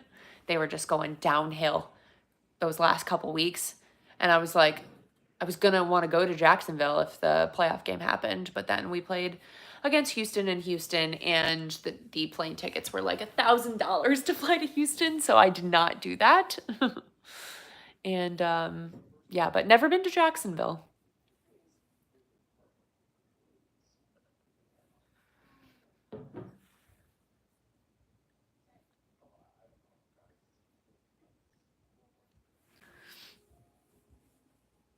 Yeah, you guys really did collapse that year. It was bad. Like at one point, I think you were leading the AFC, and then just it completely fell apart.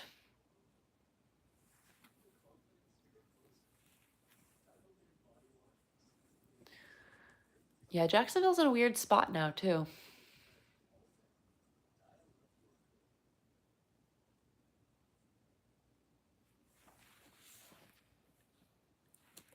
Wasn't there...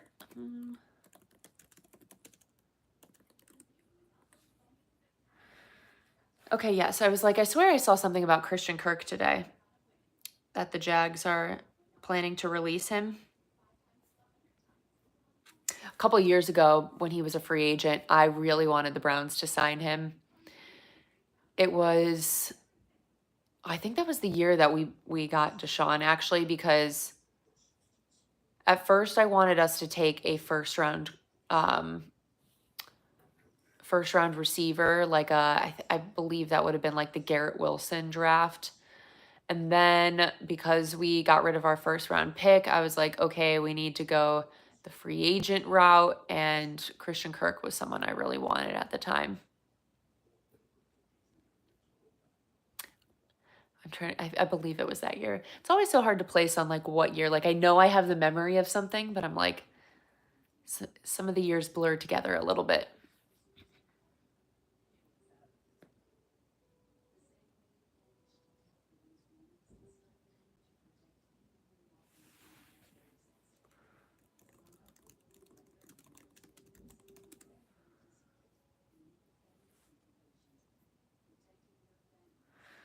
I just listened to the Jags head coach speak on Part of My Take I think it was this week.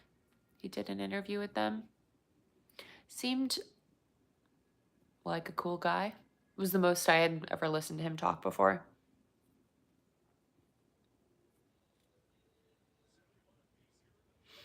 He talked a little bit about Baker too, because obviously he spent a decent amount of time with him over the years.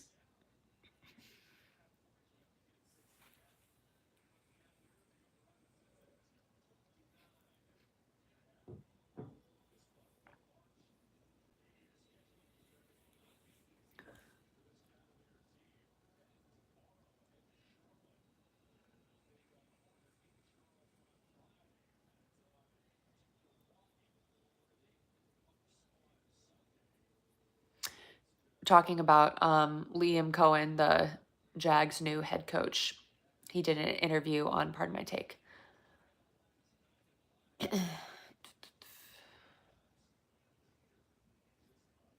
Yeah, I didn't do the interview. It was Pardon My Take. So you can find it there. Would love to interview him.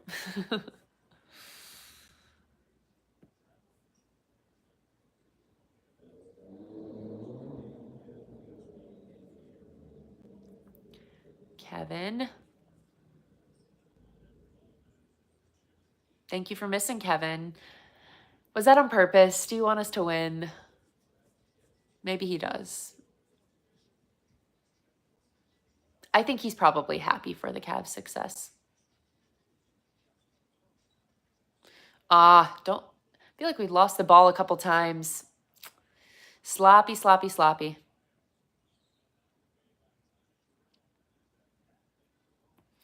Have I ever done any interviews with like players or coaches? No. I've only ever done things with other like media people, which I guess sometimes have been like people who have played at different levels. And those weren't like interviews. It was just like being on other people's shows and whatnot, you know? But yeah, I've never interviewed anyone.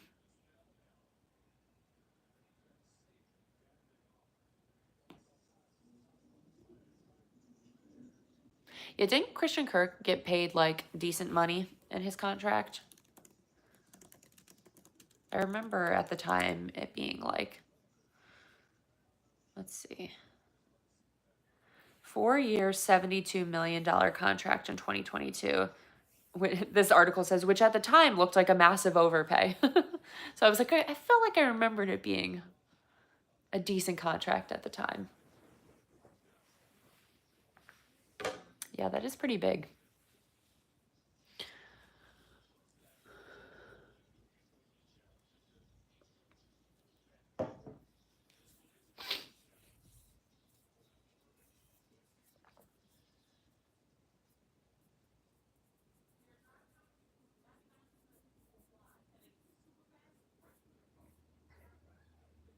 Yeah, I do think his production ended up being pretty decent, especially compared to some of the other moves that Jacksonville has made over the last couple of years. At least that one.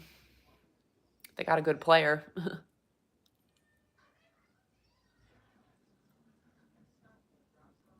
Yeah, it's one of the hard parts about being a fan is understanding like the business side of things and why things have to be the way they are. But then also just being like, I liked that guy. Didn't want to see him go. It's tough. But the older I get, the more I feel like when I was younger, especially when you have such a loyalty to your teams in your city, you can't understand why like no one else would be that way or why like your management wouldn't like understand exactly what all of the fans want. But the older you get, the more you understand like the business side of things. Like I'm typically pretty understanding of why players make the moves that they do and that like just because someone played in Cleveland a couple of years doesn't mean they have the same connection to the city that I have, you know? So it's like if you go and work for a company for a couple of years, you're not like totally obsessed with them and wrapped into that company. Like it's your job and it's kind of how it goes sometimes.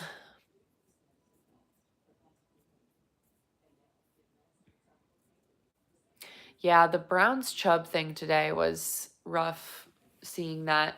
It seems like they're not going to bring him back. I'm like, still like, who is this coming from? I don't know.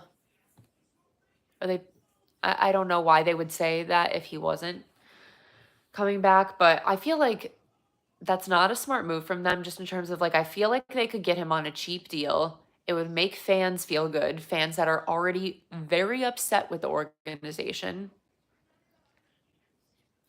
I just feel like that would have been like an easy little win for them to do, but guess they don't want to do that.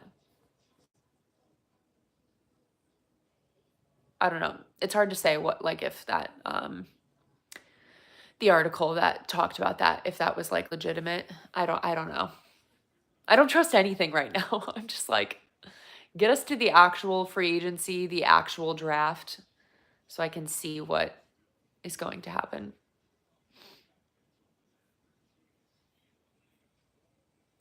Yeah, that definitely would be a tone deaf move for sure. We'll see though. I was gonna say I'll give them the benefit of the doubt, but like I'm not giving them the benefit of the doubt. No benefit of the doubt here. It's been taken away. Benefit of the doubt privileges revoked.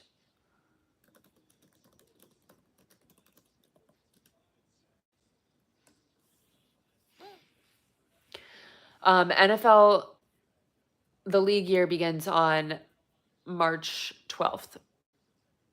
So that's, what is that, Wednesday next week? A week from today? Yeah, 1 week from today.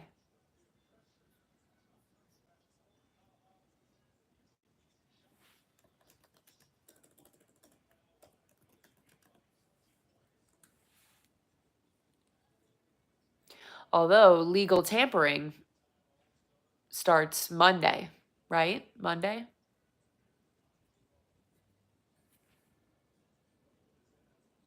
So we'll start hearing things Monday. Most things probably Monday. Love legal tampering. What a word. What a concept. Legal tampering.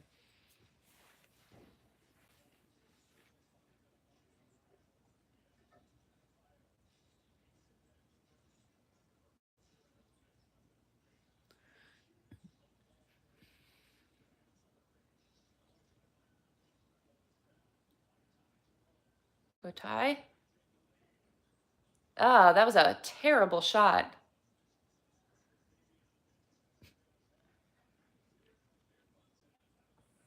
Good defense. Nice. What did Darius blow a kiss? What did he do there? I could not tell what he did after that three, but it looked like something, some type of motion.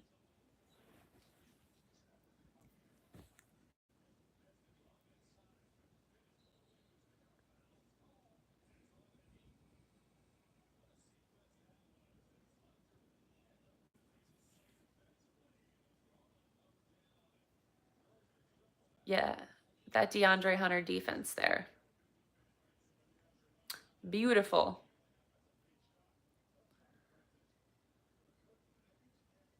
It still looked like when he held up the three fingers that he like blew a kiss. I don't know. He's just being goofy. Silly Darius.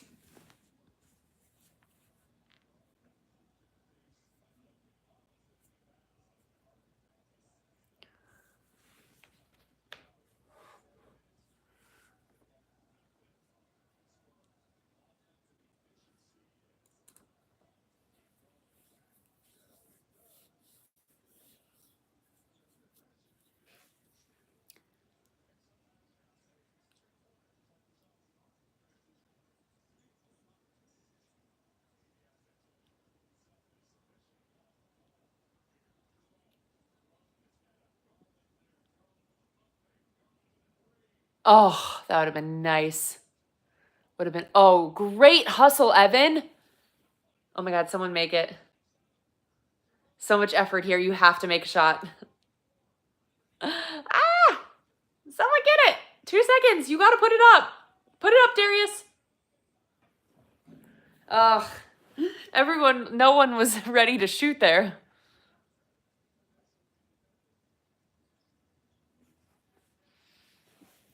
I mean, I love the ball movement, but someone's got to take a shot, man. Good defense.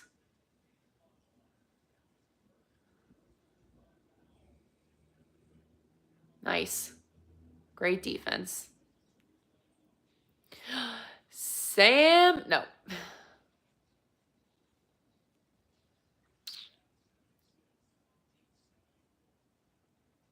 Interesting lineup we have here.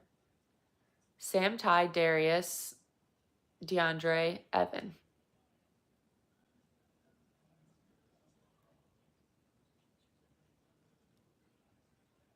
Out on them. Dang it.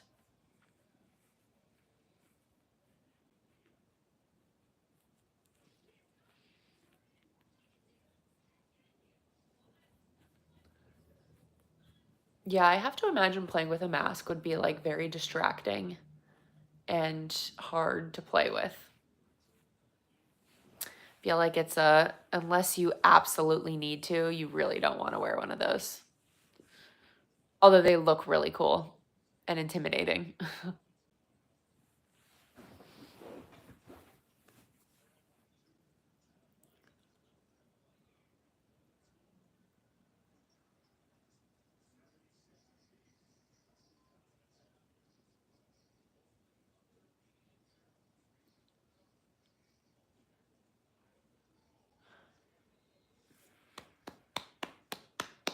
Beautiful shot, Ty. How many points does Ty have? Ty's having a lovely day. It feels like.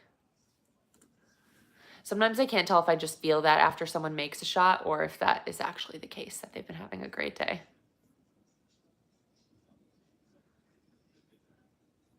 Poor Tristan.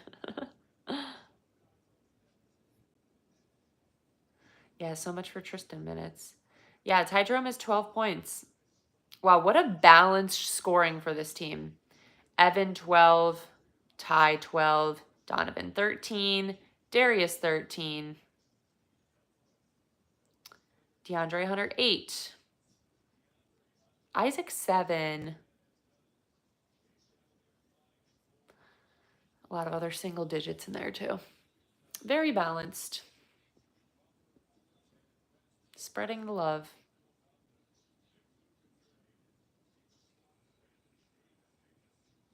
Ty Jerome is the highest plus minus right now at 11, plus 11. So that's great.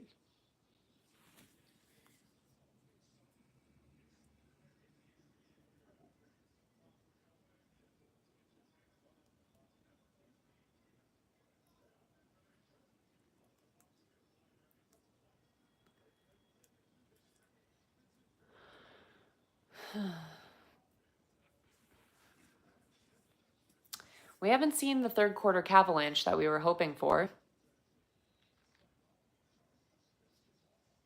Rude. Maybe they're saving it for the fourth.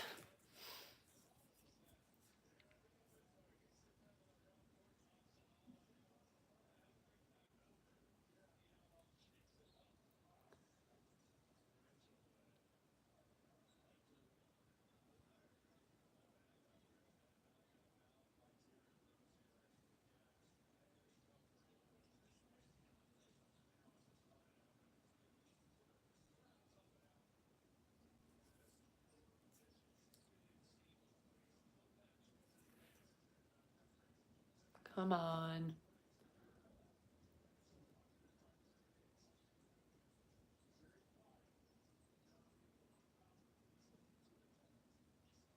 Good job.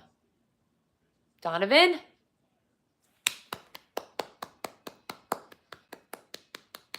I avoid Donovan.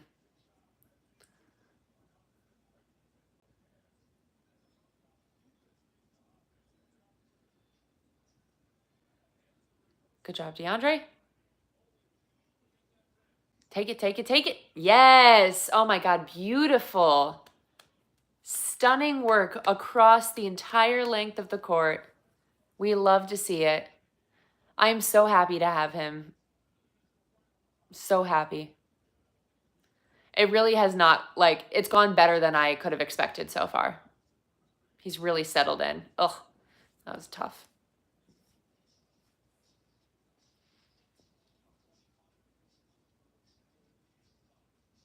Hit a three, hit a three.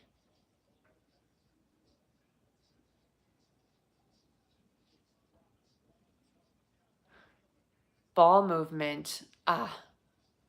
Nice job, Donovan. The camera work there was crazy. I don't know if that was the case for everyone else.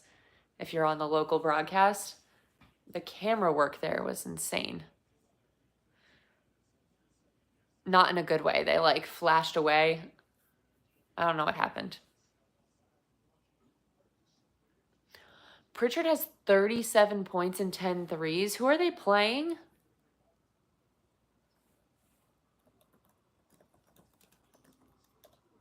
Portland? What the?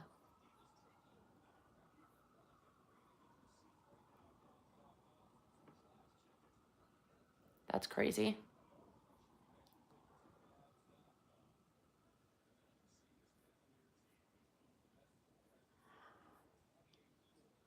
Looking at their box score now. Wow, 39 points, 9 rebounds, 5 assists. There's percentages. Shooting nearly 69% from the field and 63% from three. That's crazy. Okay, fine, 6th man of the year.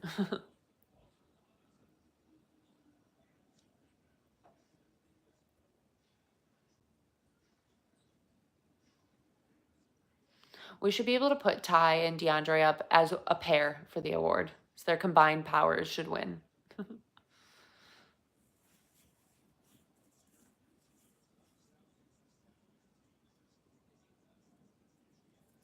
want Donovan to hit a 3.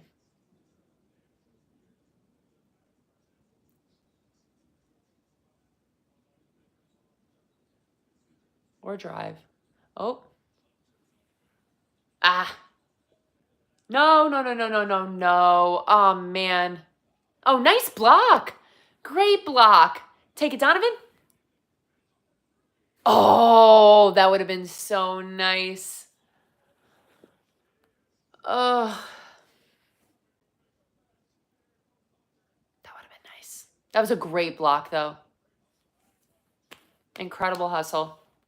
See, I think when we first made the trade, I was mentioning, like, most people had felt like defensively DeAndre had fallen off a little bit this season.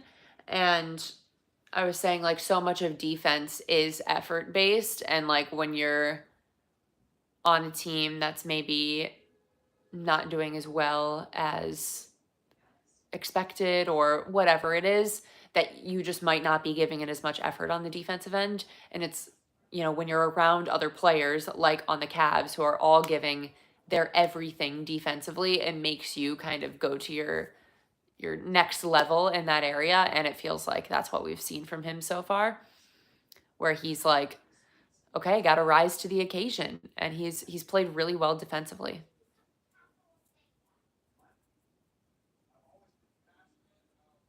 Yeah, I think Hunter's definitely a better fit when we play Boston. Certain matchups, they still might want to go with Max. I feel like they're just like afraid to rock the boat too, and like things are going well as a whole. They don't want to mess with it. So I don't know. We'll see what they decide on.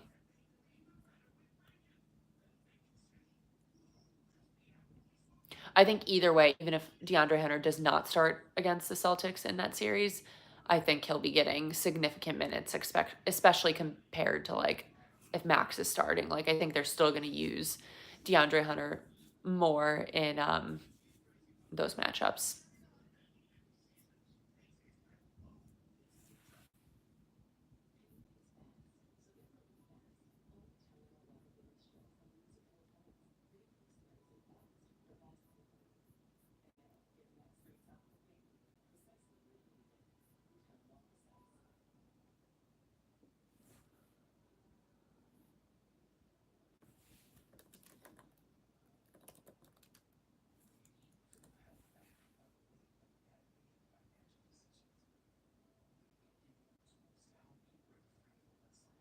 Is Porzingis playing tonight for Boston? I don't think so, but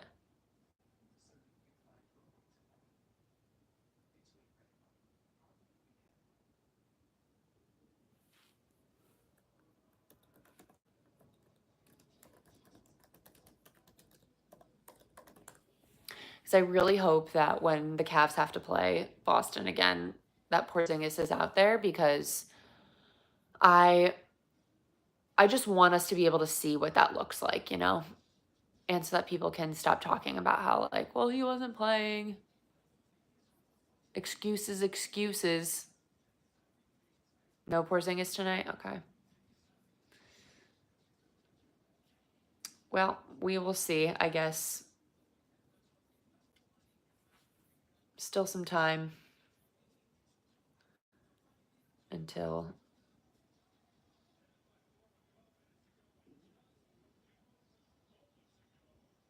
Or I guess, no, we don't have them again, do we? Was that our last Boston? Or no? Yeah, I guess that was our last Boston. Dang.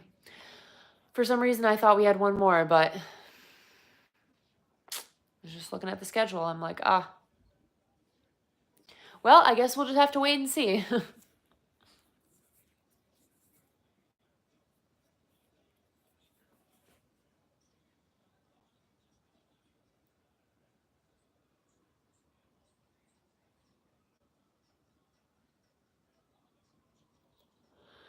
Oh.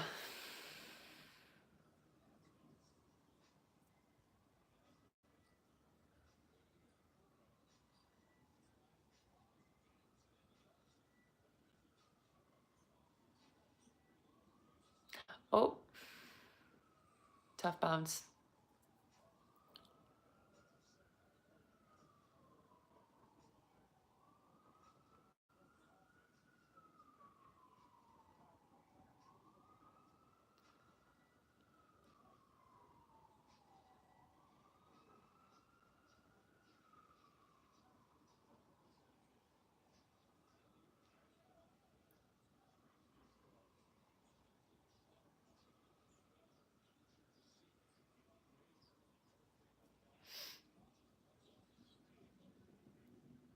Ugh.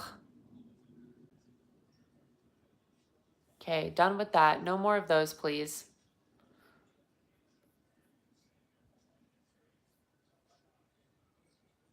Come on, Donovan. I was going to say, this feels like one of those I would like Donovan to maybe take over, but got to make your shots.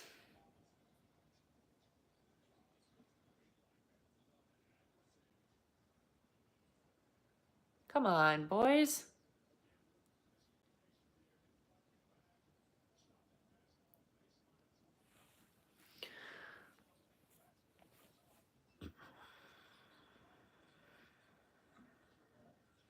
Oh, boy. Hit it, Donovan. Thank God. Needed a make there.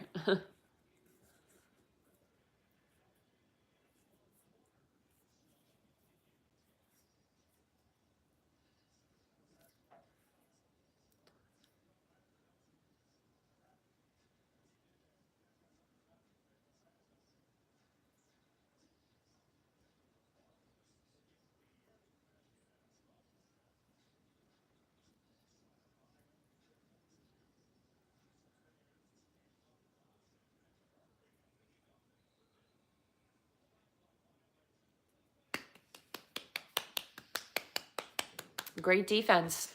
We love forcing a shot clock violation. Yeah, that was a great awareness from Ty Jerome when he was kind of trapped in the corner there to do that overhead pass to keep things going. And then Donovan ended up getting the shot.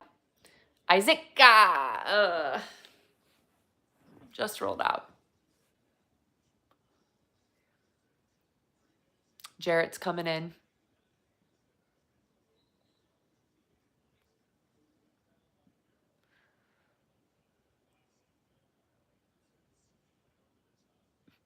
I feel like Merrill's gotten decent minutes. Let's see.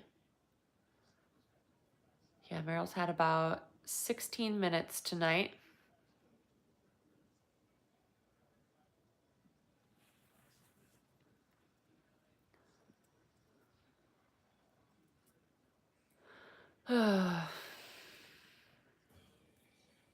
Someone take over. My God. Is it that much to ask for? I know we have to do this every game, but like, come on.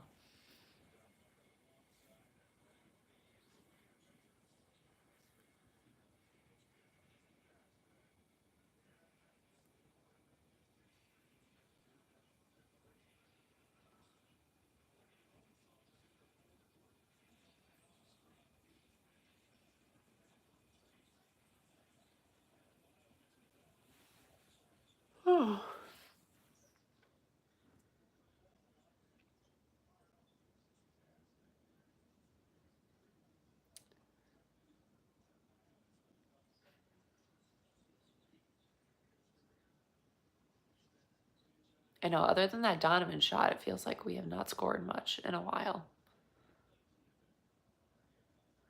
Ugh, come on. Enough with the fouls.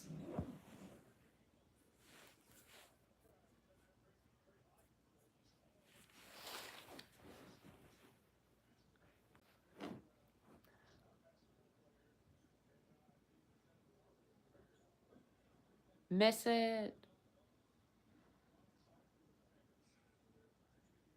Love yelling that from my couch as if it's going to have some impact on the game. It won't.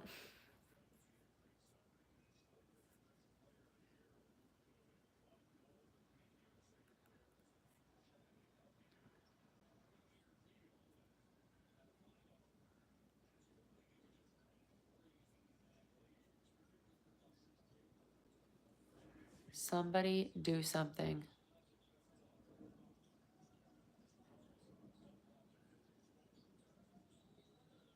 Oh boy. Ugh. Stepped out of bounds. Come on, guys. Sloppy, sloppy, sloppy. Is that Evan coming in? Evan's coming in. Good, I think that's the right choice here. Is that DeAndre also? Yeah. Getting the starters out here, probably.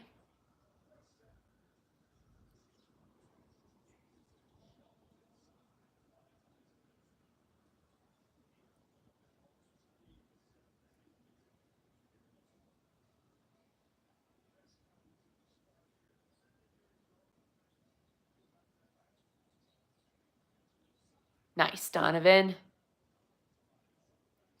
Someone had to do it.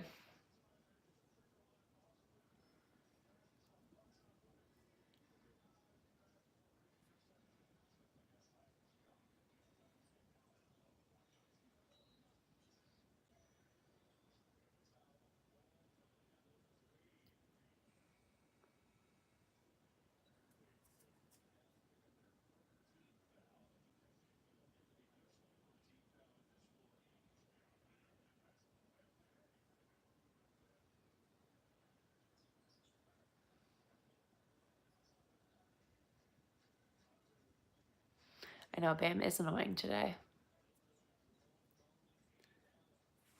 How many points is he up to? 27.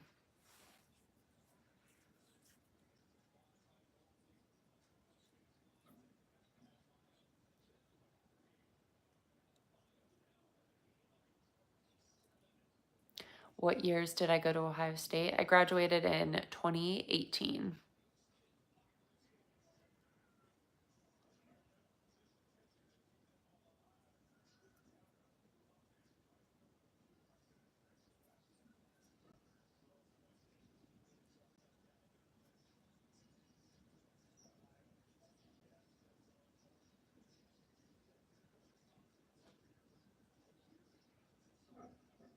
Ugh.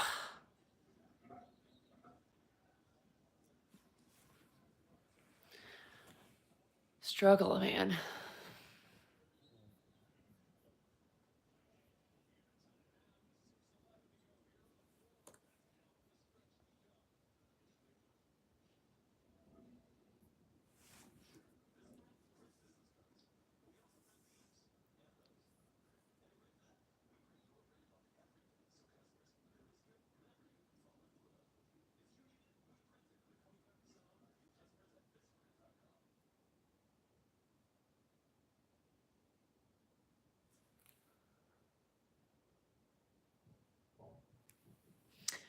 Do I still visit Columbus? Not that much. I mean, I went for the Ohio State Tennessee game, and that was the first time I had gone for like a game day in a long time. I've been there for like a wedding here and there, different things for friends that still live in the Columbus area, but haven't really been back. Like, that was the first time I've been back for a game in many, many, many years. So it was fun. Fun to be back. Yeah, Ohio State games are crazy. That stadium is just massive. I mean, over 100,000 people. It's wild to be in there, but it's really cool.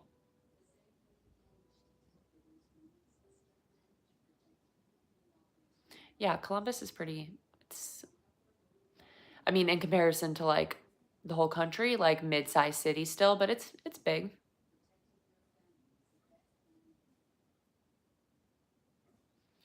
It's no, New York, Chicago, but it's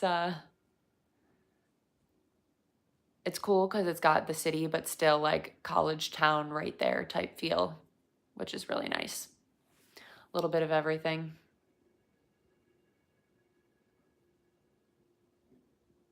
Highly recommend. I'll give all the Ohio State propaganda. Send your kids there. Go there. It's the best place on earth.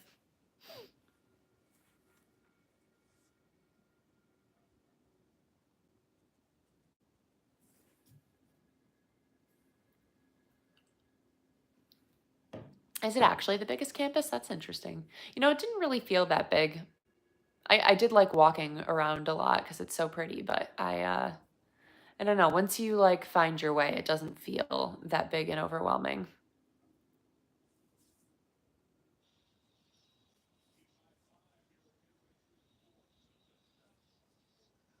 I know that was probably our problem, to underestimate Spo, one of the greatest coaches of all time. He doesn't go down easy.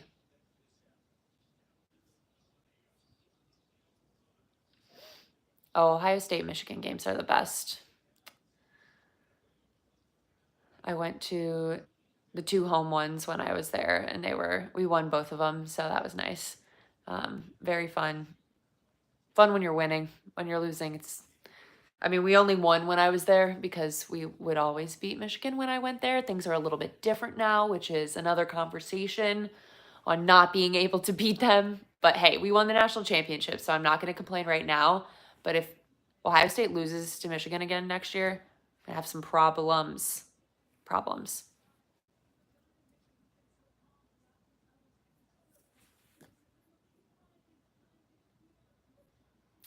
How many times have the Heat beat us this year? Let's see. One. I think. I think just one. I think one.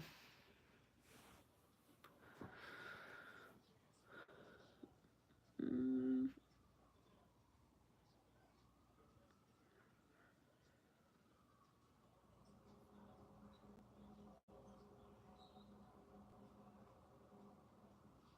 yeah, we beat Miami in January.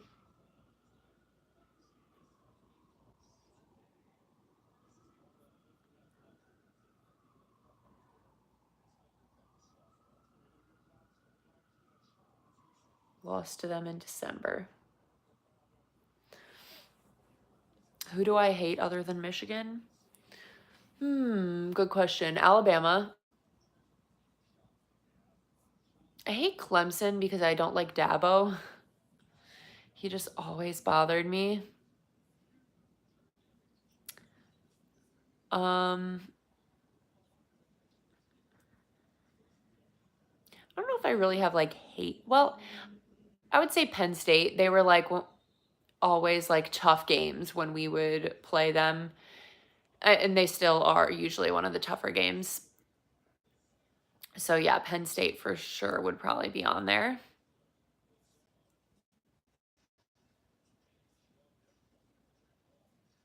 Yeah, it's mostly Michigan, Alabama, Clemson. I'm not a big just like SEC person in general, to be honest. It's just not my vibe. I'm a Big Ten girly.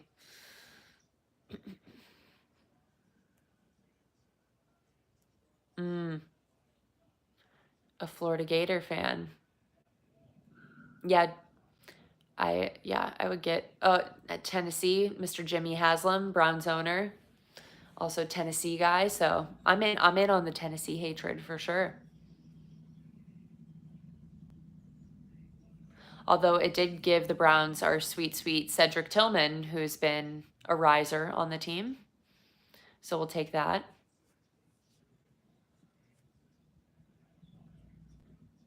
Yeah, I hate Notre Dame too, but also do love Marcus Freeman. So it is a.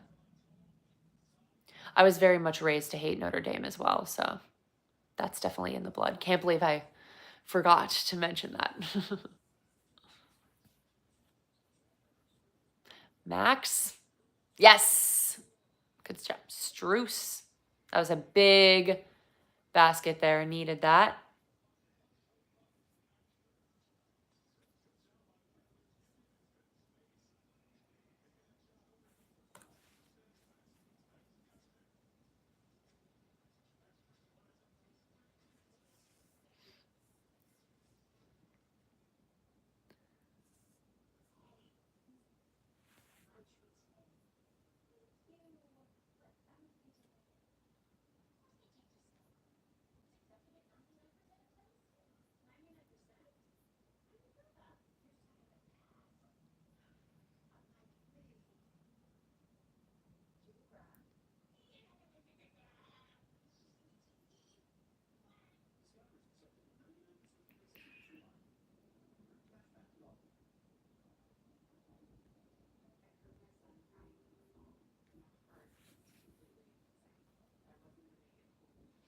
I was raised right. Thank you. My parents will appreciate that.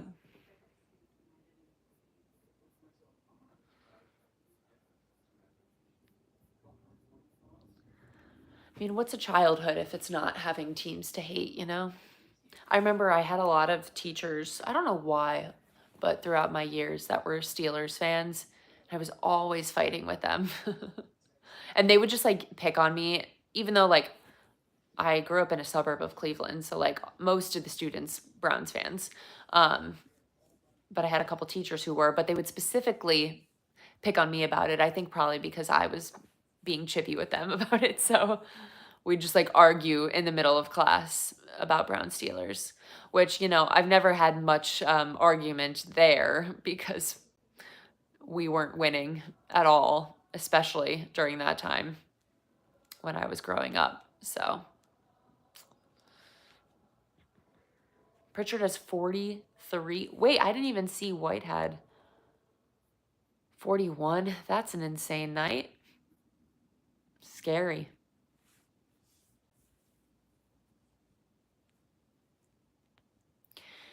Yeah, there are more Steelers fans than you would think in the Cleveland area. I mean, obviously, Pittsburgh's not that far from here. I actually lived in Pittsburgh for a period of time.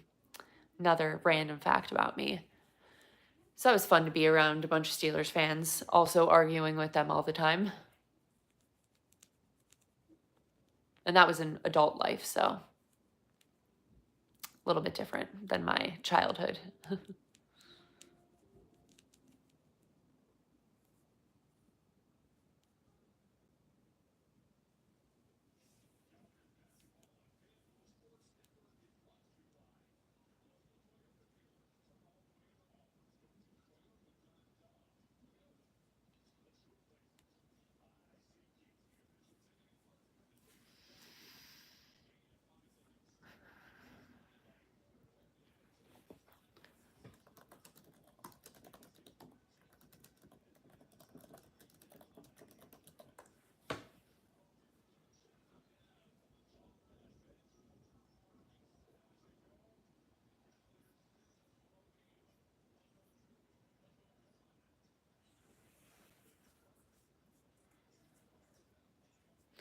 All right, boys.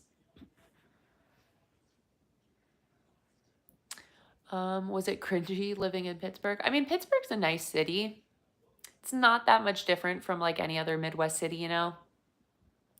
But yeah, it was hard to be around so many terrible towels and the black and yellow everywhere. That made me want to throw up.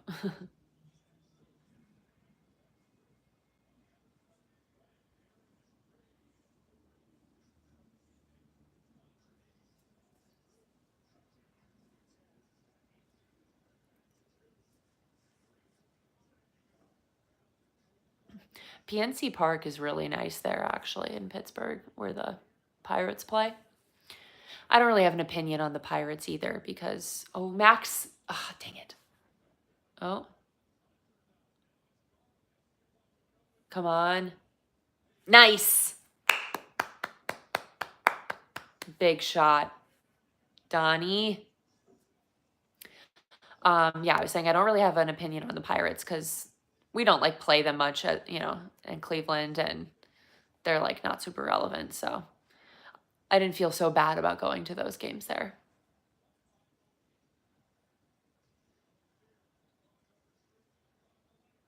No, dang it.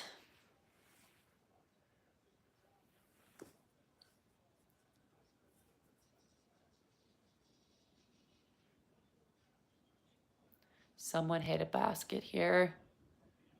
Yes! Mobley. Barely looked like he even touched the hoop there. It was just like so fluid.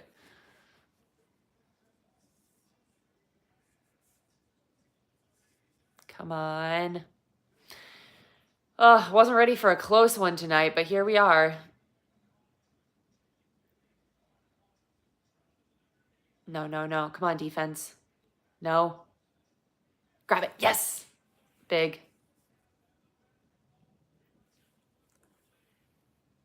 Come on. Control it, Donovan.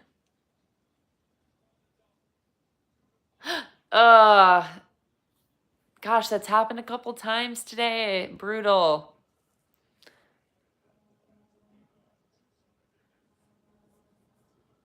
Love to see Donovan taking accountability for throwing it maybe a little too high and hard there.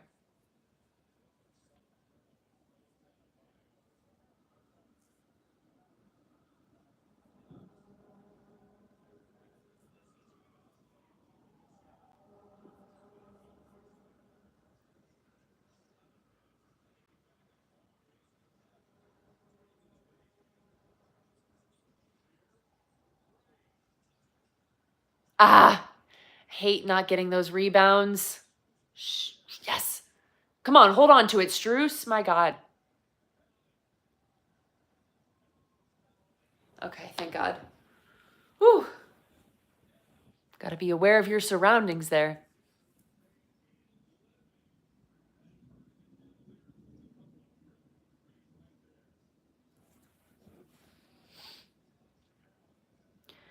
Someone make a basket. Oh, they're flashing up those Celtics stats on the screen. Yes! Oh, beautiful. DeAndre.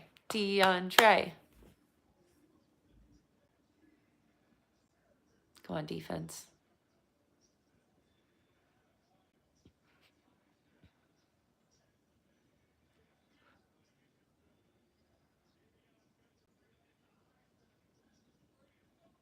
Good job.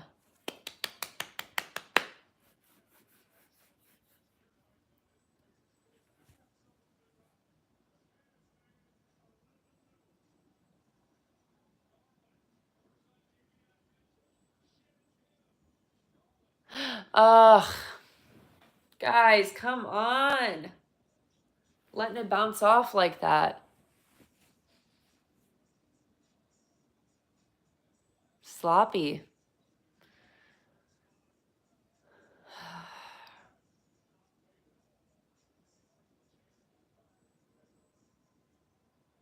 Can't be doing that in these close games with a minute left. Less than a minute now. Whose fault? Yeah, that he should have caught that. I mean, it was a little bit to the side, but I feel like he turned and moved and looked away and didn't just control the ball.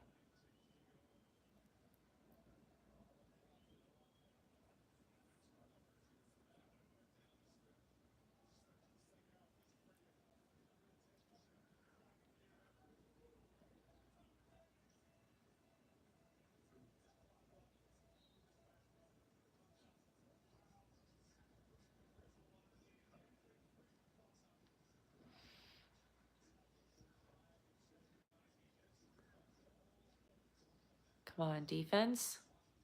Yes. Great defense. Make them lose control of the ball too. No one's going to shoot for the ending of this game. It's just going to be both teams going back and forth and losing the ball. Perfect. Just what we all want to watch.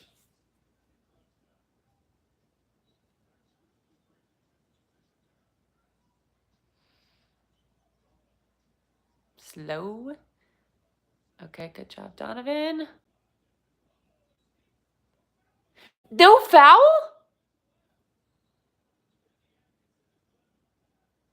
No foul? Are you kidding? They were trying to foul.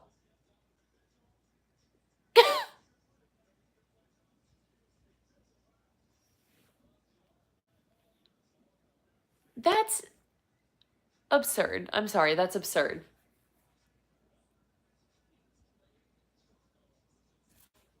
Really?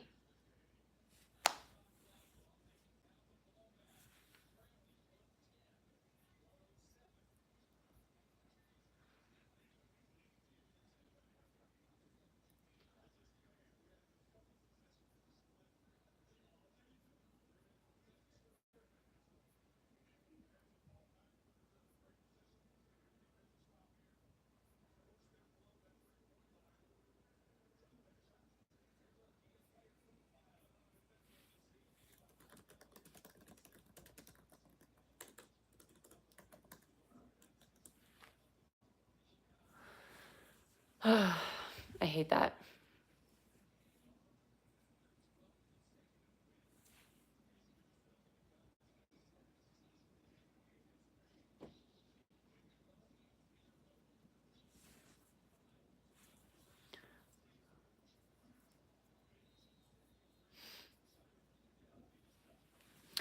All right.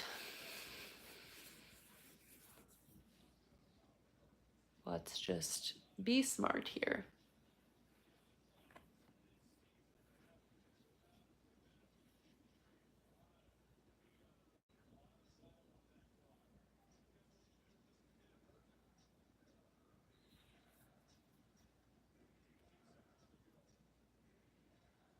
Defense, good defense.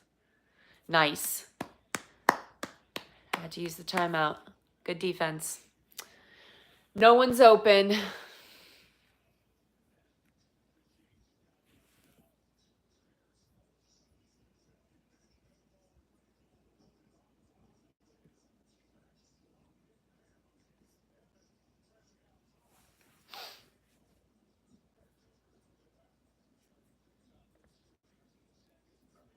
Yeah, maybe it's good to have some close games.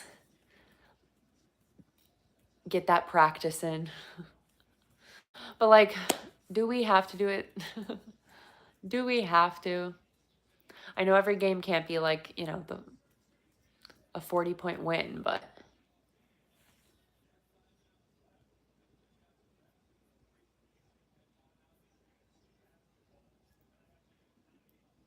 I still can't believe they didn't call that a foul.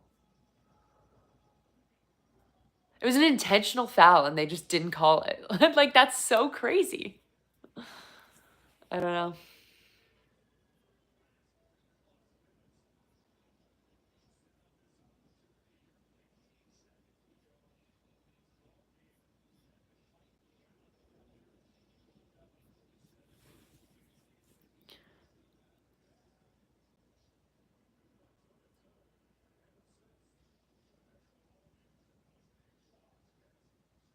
All right, let's see here.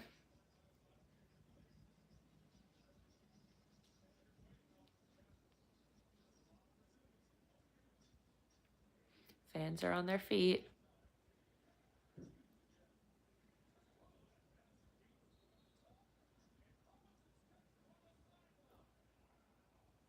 He stepped out of bounds. Oh, I love the fans right there getting in his face. Like, yeah, you did. Yeah, you did. Oh,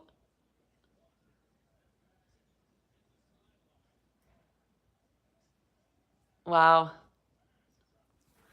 That's crazy.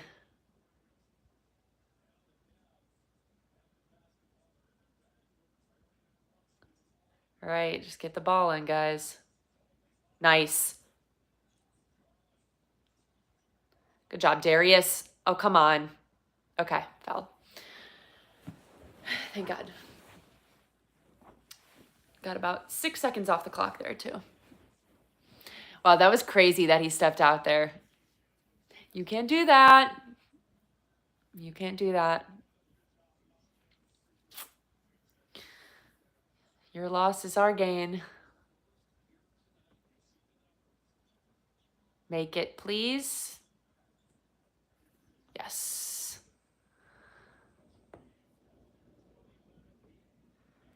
Very important.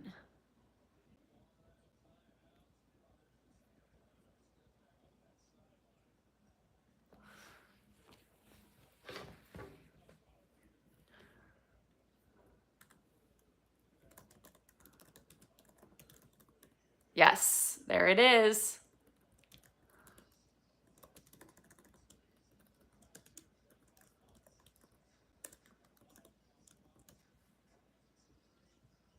Nope, that's game. Beautiful. We will take it. And we officially clinched the playoffs. Not that that was like ever in question with the way the season has been going, but it is official and it feels good. And there's still 20 games left and we've already clinched the playoffs. Wow. Who would have thought? Not me. I mean, I knew we'd have a good year, but that's crazy. Nice little moment between Evan Mobley and Kevin. Oh, was that Angel Gray there too? I didn't realize this is a full Cavs reunion.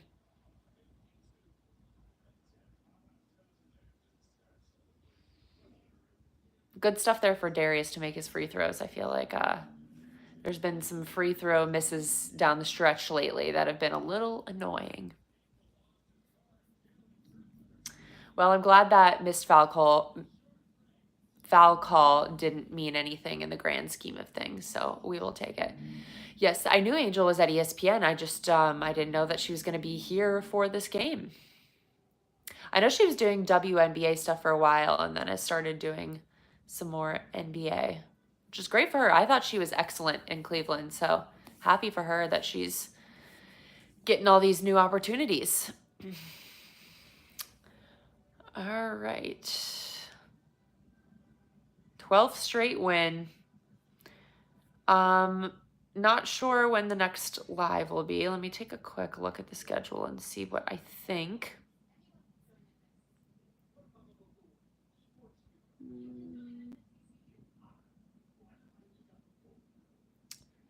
Maybe Sunday at Milwaukee, but we will see.